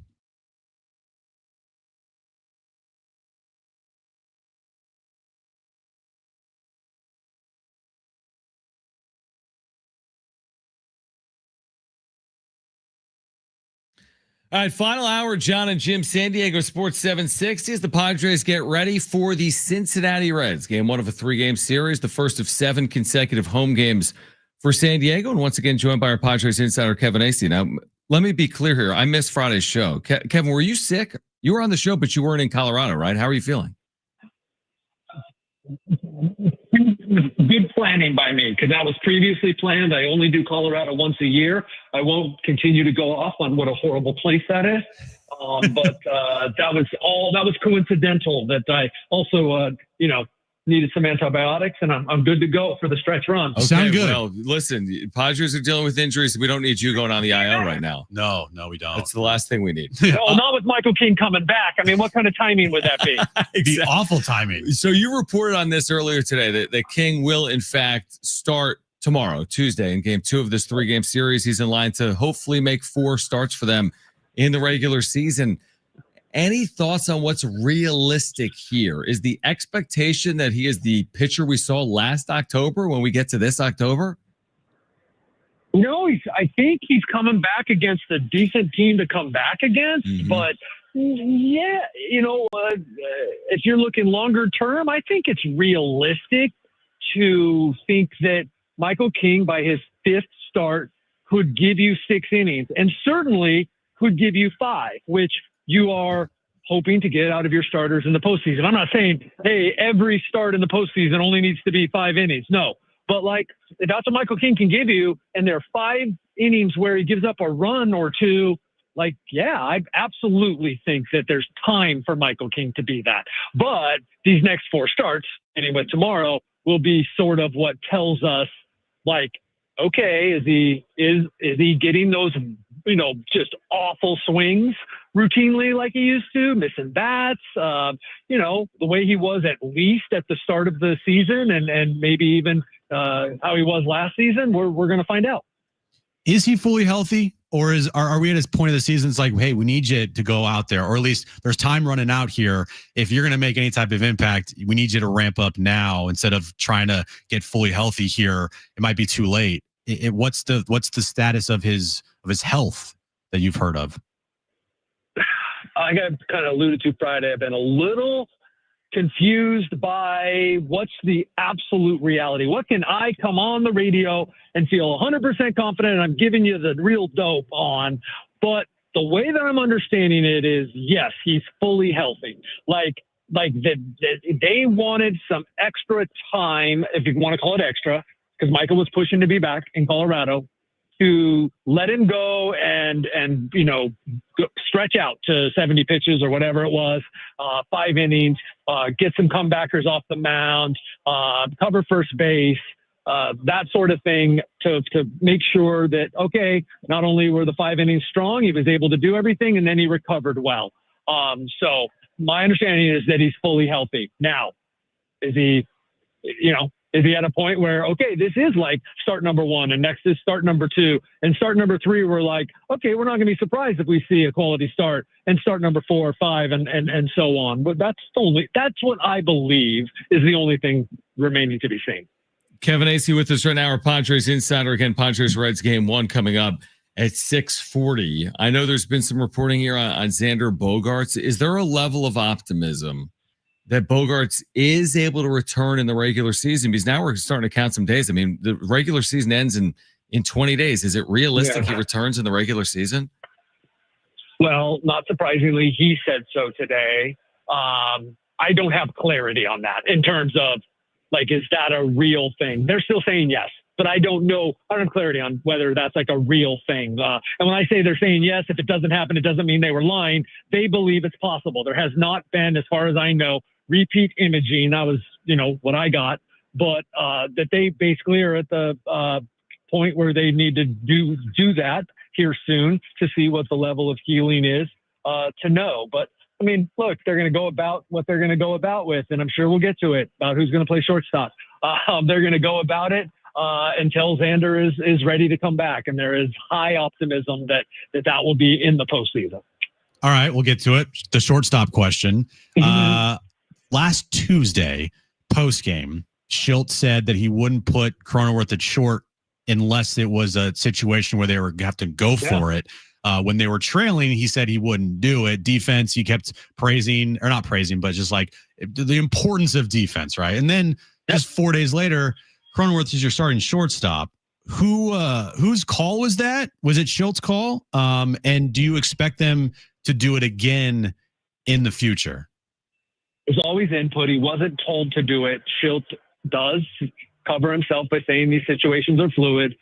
Like I told you, I guess when I said I didn't see him doing it, also, like I thought he was telling the truth, is I didn't factor in the whole 0 runs on Friday in Coors Field kind of thing, right? Like that there was a situation in which it made sense to Shildt. It might make sense to many of the rest of us that he would do that more often anyway when it wasn't Coors Field. Like, let's say tomorrow night, right? Like, I still think it's a question as to whether he'll do it tomorrow night when they're facing a righty, because it is, I haven't looked to see what the type of pitcher it is. But like Michael King shouldn't be giving up a lot of, I just don't think that, I just don't think that Mike's going to do it because it's Petco Park. I just don't. I don't think that should be a factor. That's just my opinion, though. I mean, you guys have yours. But he really believes, and it's hard to, the guy, they're still on pace for whatever it is. I don't even know. Is it 88 wins now? What are they on pace for? Because of how Mike Shildt has constructed this, and he doubled down. If you read in between the lines with Mike, he said today, during that bad stretch, we weren't playing very good defense. So I want to make sure we're shoring up the defense. So it's like, oh, okay. I mean, like Mike is adding to his commitment to defense. But hold on there. And this has nothing to do with you. And I heard the same thing. We played it. I mean, is it fair for him, in your opinion, to say something like that when during their bad stretch they weren't playing good defense, but Nestor Cortez was allowing 4 home runs in an outing, or they trailed 4-0 in the first inning, allowing multiple home runs from multiple starters? Like, I don't care what your defense is. Your pitching wasn't good enough that the defense was even applicable. Like every ball was going to shortstop. Yeah. Like, would you agree with that? Like, was it really on the defense or was it on the pitching? I would say this. I would say this because yes, you're right. I would say this in his defense where I can go, okay, I at least need to look at it, right? Mm-hmm. I can think of 3 games where like Dylan Cease shouldn't have allowed 2 runs, but he did, right? Because of a Cron. Was it an Iglesias? Oh my gosh. It was the Wizard himself. It was an Iglesias play. There was one in Seattle because of a Manny play who was it? Darvish got in trouble because of it. And then there was another one because of a Cronenworth play. But that's the point. If they had won 3 more, I'm not saying they would have won, because let's just say they had, how would we have looked at that stretch? I don't know. But no, I would tend to agree with you. Look, at this point with this offense, until you show me it ain't going to work, I'm going with Cronenworth at shortstop. I wasn't there at first because, as big a fan as I am of him, I don't know that that's great defense, but is it really that bad that he shouldn't be in there? I don't think so. But again, I'm also, as much as he drives me nuts, I'm going to defend Mike Shildt's knowledge, or at least kind of accept it in most instances. And listen, I respect that. And I think it's you and I are we're kind of preaching to choir here. But what you just said about the poor defense, and I agree, the irony there is that's why it's hard to lean in on defense, because even good defensive players can make critical mistakes, whether it's just a routine ball to Jake Cronenworth, a double play ball. He boots twice in 2 weeks, or Jose Iglesias doesn't make a play, or Manny Machado, right? The minister of defense doesn't make a play. That's why when you're relying on defense over offense, I don't know. It seems like a formula that might be destined not to necessarily work for the Padres. I guess I'm taking you here. Now today, Arise doesn't start Friday against a lefty. They get shut out in Colorado. Tonight against a left-handed starter, Arise back in there as opposed to O'Hearn. Is that another one of those things where they'll figure it out? It's fluid, depending on who they're facing, where they're playing, and how the team's playing. Yeah, it is. And I'm not exactly sure why this decision, though it is kind of what I expected. Hasn't O'Hearn mostly been the guy out against lefties? So I guess that's what I expected, that it would be back to being like this. But I couldn't tell you exactly why. Is there something about Lodolo that made it that way? I just don't know. I think we all got to understand at this point how much he values Luis Ariza's at-bats and the fact that he can get hits the way that he can sometimes. But yes, it is an example of that. Yeah, there's a lot to unpack there. For everything that Mike Shildt believes in, and you have other people behind the scenes that I'm sure are giving their input as well. Is Mike easy to deal with, like behind closed doors with maybe people that are giving him input, or it feels like kind of Mike Shildt is putting his foot down on some stuff and people might be maybe not, agreeing with him here on some of the moves he makes? Okay, I'm going to start out by answering a question with a question. How easy was Bob Melvin to deal with for AJ Preller and company? So like if Mike is getting pushback, is my point. Like, he's not the only one, right? And I honestly believe that is a healthy organization, or at least, I'm sorry, that's the hallmark of a healthy organization, is a back and forth that can happen. Now, as we all know, sometimes that grows ugly and grows toxic, and people don't like it either way. So, it's not there, right? It's not there for this team now. Certainly, Mike Shildt is given the latitude, as every one of AJ Preller's managers have been, and increasingly so, I believe, because AJ has evolved, is given latitude to do what he wants. Now, he is definitely inundated with conversation/advice on a daily, bi-daily, tri-daily basis. There is a lot of talking that goes on in this organization. I want to get back to Manny for one moment, because Manny had a big swing. Okay. It was yesterday, right? He homered yesterday. He had 2 hits yesterday. But you look at what he's done here over the last month plus, right? Since August 1st, he still has it's crazy. He's got a sub 600 OPS since August 1st, even with what he's done in September. Is there a belief he actually, I thought earlier in September, like, okay, he's put together a couple of games. He's only got 4 hits, I think, in September or something like that. Is a corner being turned here, or what's played out with Manny now over an extended period of time, the last 35 games? Then from everything I've seen and talked to people about, it's been the weirdest slump because he's not doing the stuff he normally does. He's simply missing pitches. He's not seeing the ball well. Other people go through it, so you go, oh, okay, yeah, it'll be fine. To me, you're like, Manny doesn't go through that. Like when he's not seeing the ball well, it manifests itself in him chasing bad pitches, and that has not been the hallmark of this slump. It has been missing pitches he should punish. And I think that's been actually a hallmark of this Padres offense this year, and I don't know what that is. I don't know that anyone has a real answer for it. So I don't have an answer for you about whether Manny's going to turn a corner. And every time they ask that I don't have an answer, I am so tempted to say, I don't know how to answer that question. I mean, I respect the question, but I don't know how to answer that. Yeah, I'm not looking for you. It's hard. It's not even a question to answer. I know. Kevin, Jim got it. I got it. You didn't get it? I missed it. It was a Shildt. I love that. It's a fluid situation. It's a fluid situation. I respect that. I respect it. Kevin, appreciate it. We'll do it again Wednesday. What time's the game on Wednesday? It's a night game, isn't it? It's a night. 5:40. 5:40. All right, so we'll do it pregame on Wednesday. Appreciate you doing it, Kevin, as always. Right on. See you. All right, great stuff from our Padres Insider Kevin Acee, brought to you by the all-new Jamul Casino Resort. The Players Place. Was that Kevin or was it Mike Shildt? All right. If you missed John Sadak, the TV voice of the Reds, you'll hear him coming up at 5:30. Stay with us. This is Jon and Jim, San Diego Sports 760 and live on the iHeartRadio app.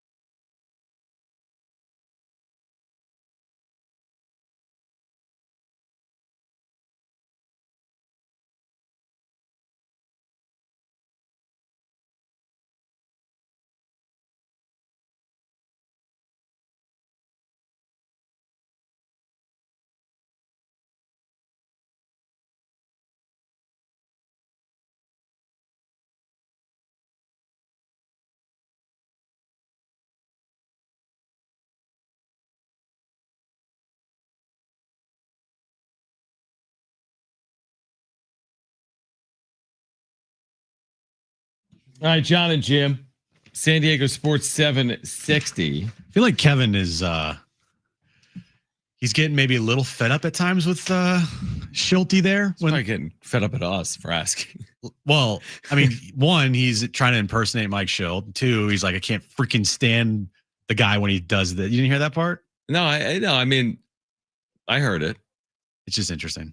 It is interesting. San Diego Sports 760 congratulates all of our $5,000 winners in iHeartRadio's Thank a Teacher powered by Donors Choose. There's still time for you to nominate a public school teacher making a difference, and maybe they'll be one of our next winners of $5,000 to make over their classroom. Help us say thank you to the educators shaping our future. Nominate your favorite teacher now at iHeartRadio.com/teachers. But he wasn't as willing to, maybe he was, but like we're willing to be like the thing with Cronenworth or the defense over offense. And then he brings up the point, like, yeah, the games they've lost in like defense over offense because some of their better defenders have made miscues. Yeah. So you can't use that as an excuse. Right. It's easily disproven why.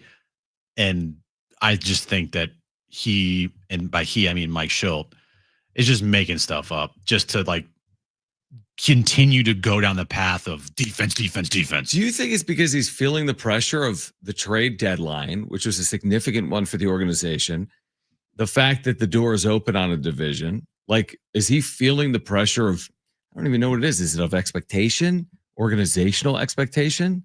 And like, yo, you gotta finish this thing off still. Well, if they don't win the division, I don't think that's going to be this huge like downer. I mean, making the postseason is the goal.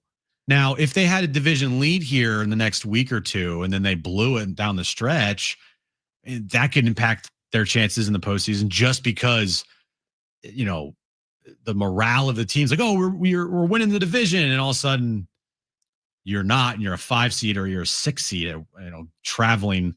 That's the wild card, right? And that's our point. That's the big swing. It's a massive. Like, what do you think the fan base will think if at the end of the year they go 90-72? That's a decent enough finish. They go 12-7 down the stretch, 91, let's say, 13-6, but they finish in a tie, which means they don't win the division. Like, what are people gonna?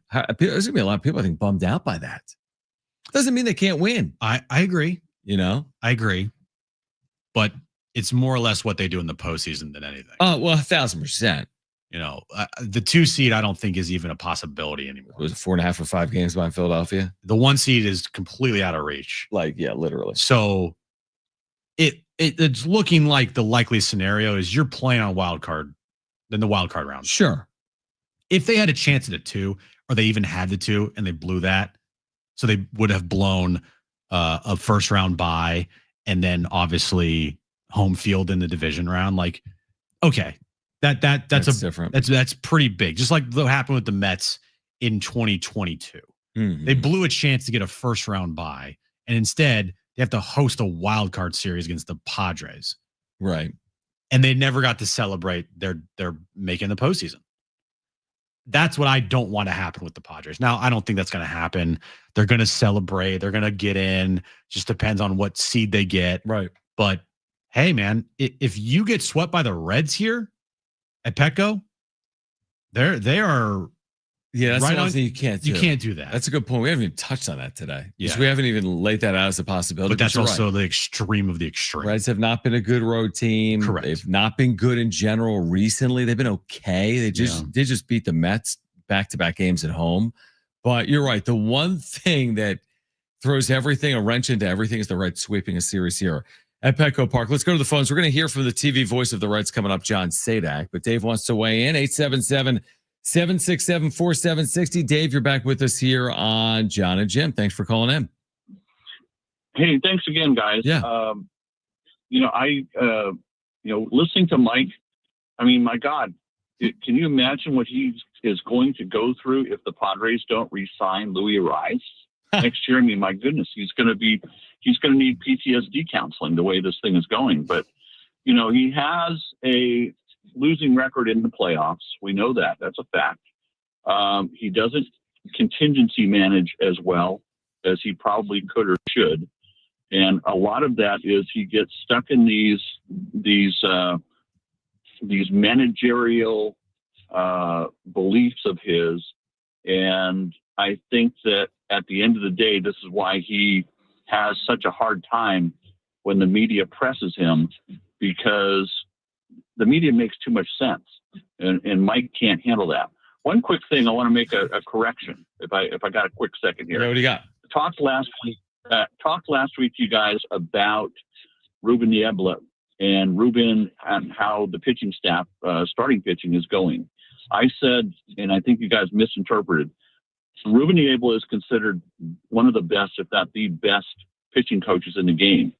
And my point is, if Ruben, as good as he is, as great as he is, can't get these guys straightened out, my intent is, and what I said is, that's an indictment on the lack of starting talent, not Ruben. Right. Ruben is by far the best. I wanted to correct that. All right. No, that's good stuff, Dave. That makes sense. I mean, yeah, that's right. It's always hard with the coaches to put it there, especially coaches with high reputations. Right. Like Ruben, the proof is there. I put it more on Cease's year isn't last year. Darvish's year isn't 2 years ago. Yeah, he can't help that Michael King is injured. Michael King's been hurt. It's a great point. He slept wrong. Like, is that Ruben Niebla's fault? Hey, before you go to sleep tonight, let me check out your pillow combo. Right. Yeah, make sure you're not sleeping on that shoulder there, buddy. Yeah, using like down comforter or down pillows or down pillows. I mean, you can't do that. Monday Night Football underway. It's JJ McCarthy's debut. What a debut it's been. 3 and out. Good start. Sacked 1 time. Bears driving at Soldier Field early on, trying to take an early lead against their rival, the Vikings. Ben Johnson, amazing. That's right. Ben Johnson is first game as a head coach. Yep. That's right. The hot guy, as Marty would say. I was going to say like the offensive wizard, right? A wizard's probably maybe. I mean, Detroit's offense was pretty good. They were. The offensive innovator. Yeah. There we go. I would say this too with Chicago, and Brent knows it better than me. It's one thing to look a certain way when it's September like 5th and 68 out. It's another thing to look a certain way when it's like outdoors and it's November. Right, exactly. But no, it's a big game. I mean, Williams, McCarthy, we laid it out earlier. Yep. I mean, 2 guys in the same draft class. You forget about that because McCarthy didn't play. Didn't play at all. I mean, McCarthy hasn't played since Michigan. It's been close to 2 years now. All right, if you missed John Sadak, TV voice of the Reds, you're going to hear a conversation on the other side. Jon and Jim, San Diego Sports 760, live on the iHeartRadio app.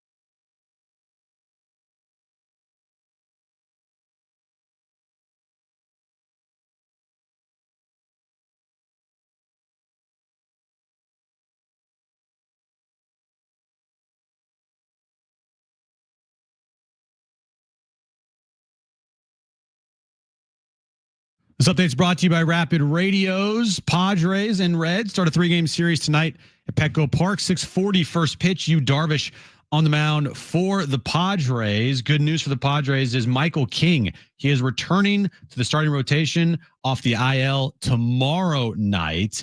And Monday Night Football underway in Chicago. Bears with an early 7-0 lead over the Vikings. 7:04 left in the first quarter there. Rapid Radios are instant push-to-talk walkie-talkies offering national LTE coverage and no subscription ever. Business owners can keep in touch with up to 200 staff members at one time. Go to rapidradios.com now for up to 60% off and free shipping. All right, Jon and Jim with Jim's Back Page coming up in about 15 minutes. But if you missed it earlier, we had the TV voice of the Reds with us, John Sadak. Of course, the Reds are in town. They'll play game one of this 3-game series coming up at 6:40. We started the conversation by asking if the clubhouse believes the Reds can still get into the postseason. Yes, I very much think so, and appreciate you having me. I think the biggest things are some of their regulars have found roles, either have refound themselves or have been adding in a different way. TJ Friedl got a day off near the tail end of last road trip in LA against the Dodgers and has had a big bump. He's now been on base in 17 straight. He's working a lot of walks in that time. It's a great feel for the zone. And the second position in the order has not been very productive for the Reds on the year. They had two main men, both Matt McLean and Santiago Espinal, there for stretches of time at the start of the year. But Noelvi Marte, who they moved from third base to right field in the last month plus, is a different hitter playing right field. And more recently, that's also meant a shift into the second position that provides protection for Elly De La Cruz, that is able to capitalize upon Friedl being on base. He's hitting .315 in his last 26 games, driving in runs, showing pop. Offense has been the inconsistency of this club. The starting pitching has been the bedrock, but there are glimpses of offense, and the Mets series showed that. Being 4 games back of a playoff spot, Reds have kind of been hanging around, not be able to, get over that hump of late, but still 4 games back. Anything can happen in the final 2.5 weeks here, or 3 weeks, of the season. Where's the head at of the fan of the Reds as far as their chances to make a legitimate push here for a wild card spot? Or do you think do fans think it's too far out of reach?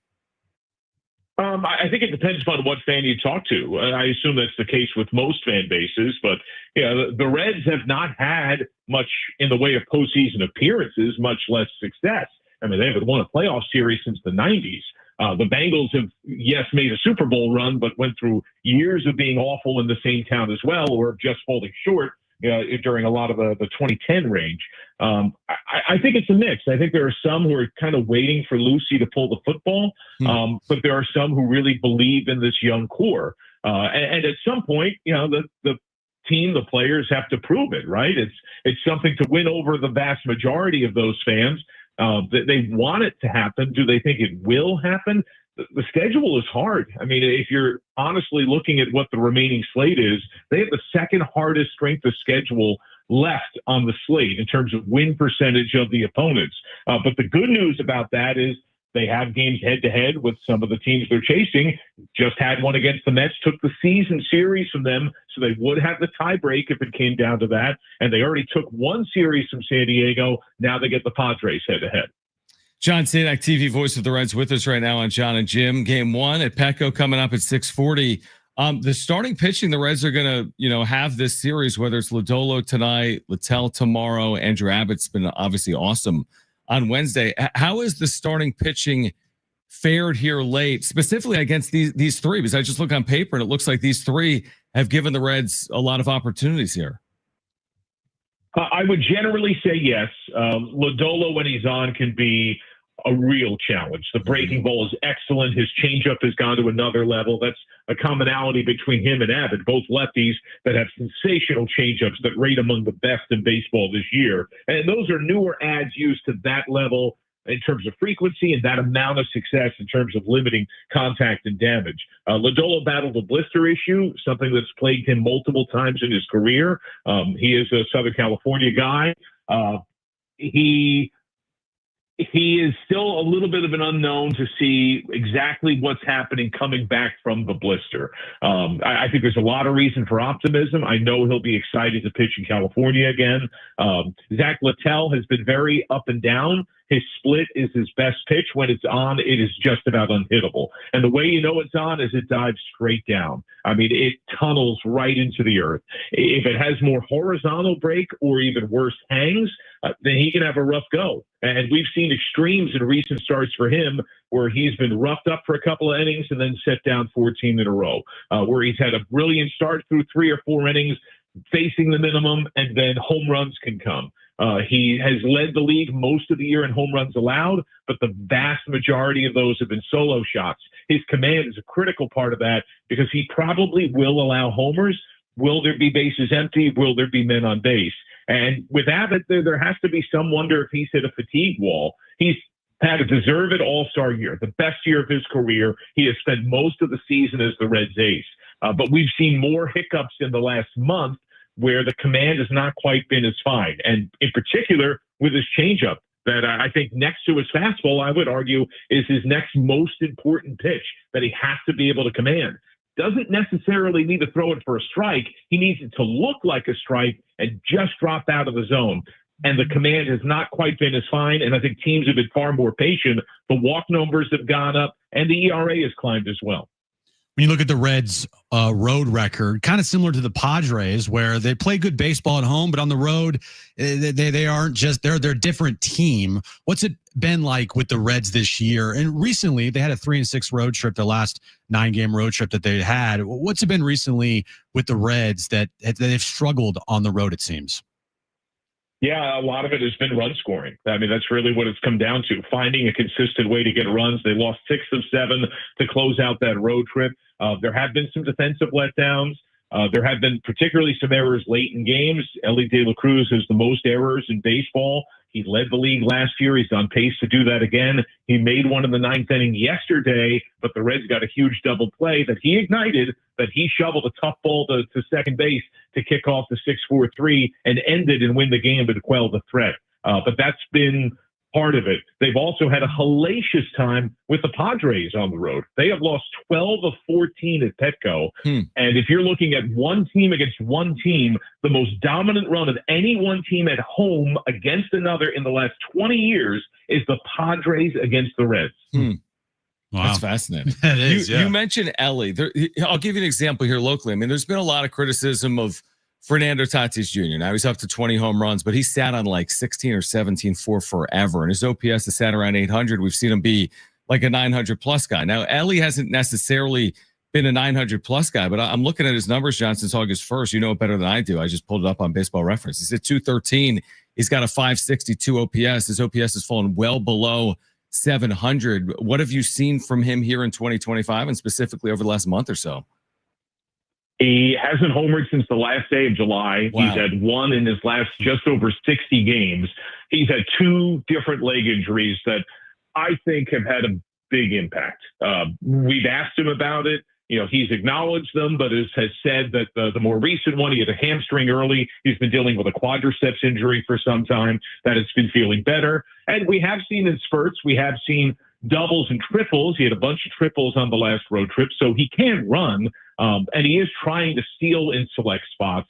But I think he's multiple things. I think he's been caught in between. And what I mean by that is kind of anticipating what's coming, softer, hard, fastball, breaking stuff, changeup, trying to protect a really big zone. I have to think fatigue is a factor. He's a very proud young man who wants desperately to play every single game. That's something he's vocalized from the moment he arrived in the big leagues. And I do think there's a cumulative effect to that. He's also 6'5 plus. He might be closer to 6'6. And to get ready at shortstop, you have to be squat and set on every single pitch. And I think that also takes its toll. You know, he's strong, but he's a wiry, strong young man. We did see an RBI double that gave the Reds the lead, the run that would prove the most decisive in the 6th inning yesterday. It was a good gap double that he got through the ball and drove. But I would also say that he probably gets pitched harder than anyone else on the team. Opposing pitchers know what he is capable of, and they are very careful with where they try to throw him and what they try to throw him. I would also say that his awareness of the strike zone, enhanced significantly by some offseason work he's done with the former Padre Juan Soto, has helped him a lot. He works a lot of deep counts. But I think it's a combination of all those things. I think the leg issue is bigger than we've been known so far. I also think that the pitching of the opponent is a big part of it. And I would add, I think, lineup protection, because he's been in that third spot all year. And the second spot, until Marte really grabbed ownership of it in just the last 3 weeks, has kind of been a void. And so it's been a lot easier, I think, for opponents to game plan and often bring in lefties, turn them around, make them bat right-handed in bigger late game situations. John, what do you make of the NL West race here? I mean, Padres, Dodgers separated by a game. Did you think it was going to be this close, this deep into September? Yes, and chiefly because I have a lot of respect for and know the ability of the Padres. The Dodgers have had their own significant amount of injuries as well, and people whose opinions I respect that also cover games in the National League West. You know, when they saw the Padres in the early stage of the year, I was told in April, look out, the Padres are the best team in the National League West. This is the year they take down the Dodgers. So I lean on people that see teams far more often than I do. You know, we're kind of swooping in for a single series here against the Padres. But people that see both clubs a lot, whose opinions I respect, told me months ago that, yes, that it could be exactly like this. Well, it could come down to the final couple of days in the NL West. The two teams separated by one game. We'll see if the Reds can make a late season push here over the final 19 games of the regular season. John Sadak, TV voice of the Reds. John, appreciate you doing it, man. Enjoy San Diego. I know it's tough with the weather, but try to enjoy it. Have a good time. I love your town. I never want to leave, ever. Stick around. Stick around. Thanks for having me. Thanks, John. All right, great stuff again with John Sadak. All right, so we're watching Bears Vikings, and we've made some very strong statements already in the first quarter, me and Jim off air. Yeah, so I think it's definitively the Bears are the best team in football. This team's better than the 85 Bills and Bears. JJ McCarthy's a bust. He looks awful. Now, it's only been 2 drives. 2 drives. But I've been impressed by the Bears. 7-0 late first quarter Vikings football. Like, if JJ McCarthy doesn't get a first down this drive, who's their backup? Chase Daniels. Oh, he's coming in. I have no idea, but it could be a problem. I'm kidding. All right, we'll get to Jim's back page on the other side. This is Jon and Jim, San Diego Sports 760 live on the iHeartRadio app.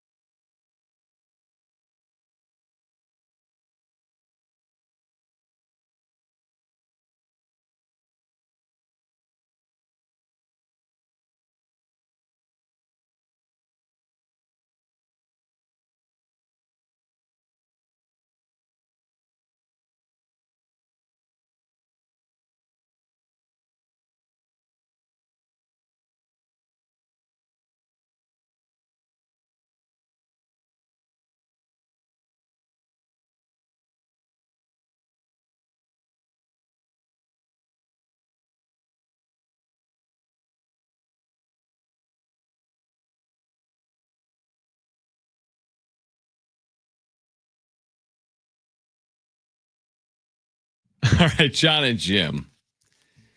7-0 Bears after 1 Monday Night Football. We will be back tomorrow, by the way, 2 p.m. Yes, we will. Full reaction tonight as well to Padres Reds, game 1 of that series on the wrap-up show. Will be on YouTube later tonight. Yes, we will. So, you know what? We kind of buried the lead today, didn't we? Kind of buried the lead a little bit with the lunch. The Sombrero Lunch Friday. I mean, here's the thing. We have you can use the talkback all week long because we're going to hook someone up with lunch this Friday. I want to mention that again. All right. Jon and Jim will bring you lunch from Sombrero this Friday. All you need to do, you can do it right now. Open the talkback mic. So search for San Diego Sports 760 in the iHeartRadio app. Click on the little red microphone icon. Tell us your name, where you work, and why we should bring you lunch. Simple as that. And Jim and I will come to your workplace on Friday with Sombrero Mexican food. A Sombrero Mexican food platter? A platter of Sombrero's Mexican food. Complimentary. On us. From us. To your work. I think it's pretty cool. We get to have lunch with you. Lunch with Jon and Jim. We're going to hang out and eat with you. Sombreros. We can talk whatever you want. You want to talk Padres? We're here for you. You want to talk Aztecs? Well, I'm here for John's you. here for you. You want to talk JJ McCarthy? We can do it. You want to talk 49ers football? I got it. Jim is there for it. You want to get mad with me about 49ers football? Go right ahead. Absolutely.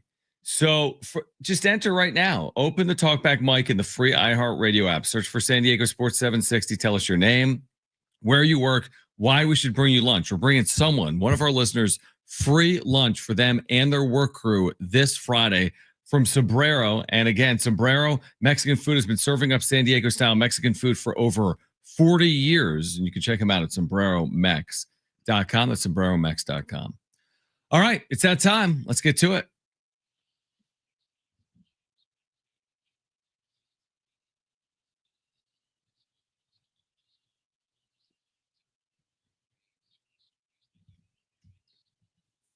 All right, we'll get to Crumble in a moment. Wow. Not leading with Crumble? No, I'll get to Crumble. Don't worry. Breaking news story? Not really, but September 13th, Jon, which is this week. Yeah. Is that Friday? Saturday? So the 8th is today. 9, 10, 11, the Saturday. Saturday, September 13th, 7-Eleven. It's Bring Your Own Cup Day. Okay. All right. 7-Eleven is bringing back one of its most beloved traditions, Bring Your Own Cup Day, Saturday, September 13th. For one day only, Slurpee fans can bring a container of their choice and fill it up with their favorite icy for just $1.99. When you say container of your choice, could I bring like a trash can? No, you can't. Not anymore. Oh, it used to be, right? Yes, Brett? you used to be able to do that. that. They have restrictions on your quote container now. Yeah, you can't bring like a giant tub and just fill it up with like icy for $1.99. Right. This year's Bring Your Own Cup celebration features the launch of 2 new Slurpee flavors. And they are? Fans can try the bold and tangy Powerade Extra Sour Grape Shocker or the Sweet Tart Nerds Strawberry Slurpee. They both sound sweet. I'm just going with the classic Coke Slurpee. Okay. What about just like blue? Is the blue and red? I do like me some blue. Right? What is that, like a raspberry? It's like I was gonna say, I like how you guys are going full Kool-Aid with it, not even going flavors. Oh no, I like the red and the blue. I like the blue and the yellow. Blue, man. Blue is really good. Hits. When you're a kid. Blue hits, man. Oh. Blue hits. So I can't go there with my trash, my recycle bin. No, you cannot, Jon. Okay. No, you cannot. Getting to Crumble Cookie, because it Okay. is a Crumble Cookie Monday. Sure. Here are the Crumble Cookies of the week. There is also a secret menu item. Crumble secret menu? Mm-hmm. What is it, like a burger? No. It's a cookie. No. Here are the cookies. Cookies and cream cake featuring Oreos. By the way, did you know that right now in stores, because I saw this over the weekend, available is Oreo Reese's Cups cookies. How? So it's okay. It was on my back page like a month ago. But show me. It's an Oreo cookie. It's an Oreo cookie, and the filling. In the middle is the Reese's filling. The Reese's filling. Oh, then we could just retire. Also, I got to get them because they look amazing. Also, there's like little Oreo Reese's like cups. Mini? Like you know those like Reese cups? The mini one. The mini ones. It's like an Oreo Reese's. Wow. Cup. I didn't know that. So they're available right now. I saw them at Vaughn's. Okay. So go pick one up today and go pick on up. my way. Yeah, they look delicious. Back to Crumble cookie. Confetti milkshake cookie. Confetti milkshake cookie sounds good. Yeah, I'm looking at the video here and they look good. delicious. Mhm. Yeah. A brownie batter cookie. Always good. Can't go wrong. Oh Brownie my batter. gosh. Pumpkin cake cookie. It is, pumpkin. we're getting close to Pushing October. October here. Mhm. A salted caramel cheesecake cookie. What? Okay. And then just a milk chocolate chip cookie. Okay. I don't know what the secret menu is though. It's a secret. Yeah. I They're not going to tell you. I get that, but the secret, it says right here, this is the clue. It says the secret, which flavor you'll get each week. The secret menu is here. Okay. Okay. Well, there we go. I don't know. Why would they say it's secret menu And if then they, if they tell you what the menu is? I got you. Yeah. I don't know. Very weird. And that's it. That's all you have? That's all I have for today. No, you only had two things. Fine. You want me to have another one? Yeah. Don't you have like a Justin Jefferson jersey sold for $29,000 at a Minneapolis convenience store? And it wasn't even real. No. You don't have that. I don't have that. No. Vikings on the board, Jim. JJ McCarthy leading them downfield. You know how he did it? A 50-yard pass interference call. Oh, wow. Very Aaron Rodgers of him. Yeah. So pass interference and then a field goal. Hey, man, when you're making your first start, you need to get points any way possible. If it's by penalties, so be it. By the way, I didn't realize until they showed it during the first commercial break that Thursday night is Packers Commanders. Yeah, pretty big game. Like that's kind of a big deal for your first Thursday. Well, that's an elite Thursday night match. There have been some terrible Thursday games over the years. Like I was not expecting Packers Commanders week 2. The emphasis is like, hey, we can't just make Thursday a throwaway. You can't. We can't have Jags Titans every Thursday night football. Right. What was the game we started the show with? There were some bad games. What was the Dolphins game? Oh, Dolphins Colts. Dolphins Colts. Bad game. You know, you can't make that every. I watched some of that game too. It was bad. You're not a believer in Daniel Jones now in Indy? I mean, I think some people probably are, truthfully. Yeah. Like Daniel Jones's parents.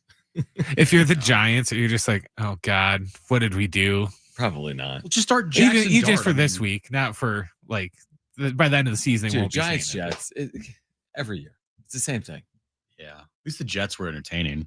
Yeah, but they always lose. Right. But would you rather lose and be just an awful watch or lose and be super entertaining? It's super entertaining, but to lose Aaron Rodgers if you're a Jets fan, the way the last couple of years have played out. But the Giants, they scored the least amount of points in the entire league in week 1.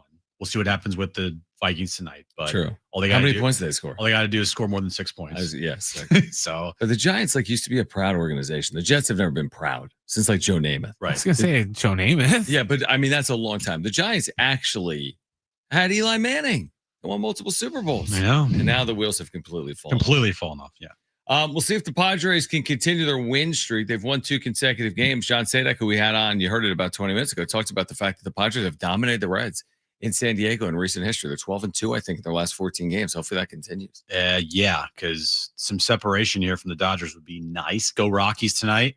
Yeah, Rockies, Dodgers. Probably wishful thinking, but hey, because Max Muncy returns tonight for the Dodgers, and they've missed Max Muncy a lot. Yeah, but the Rockies are hot. They've won 1 of their last 3.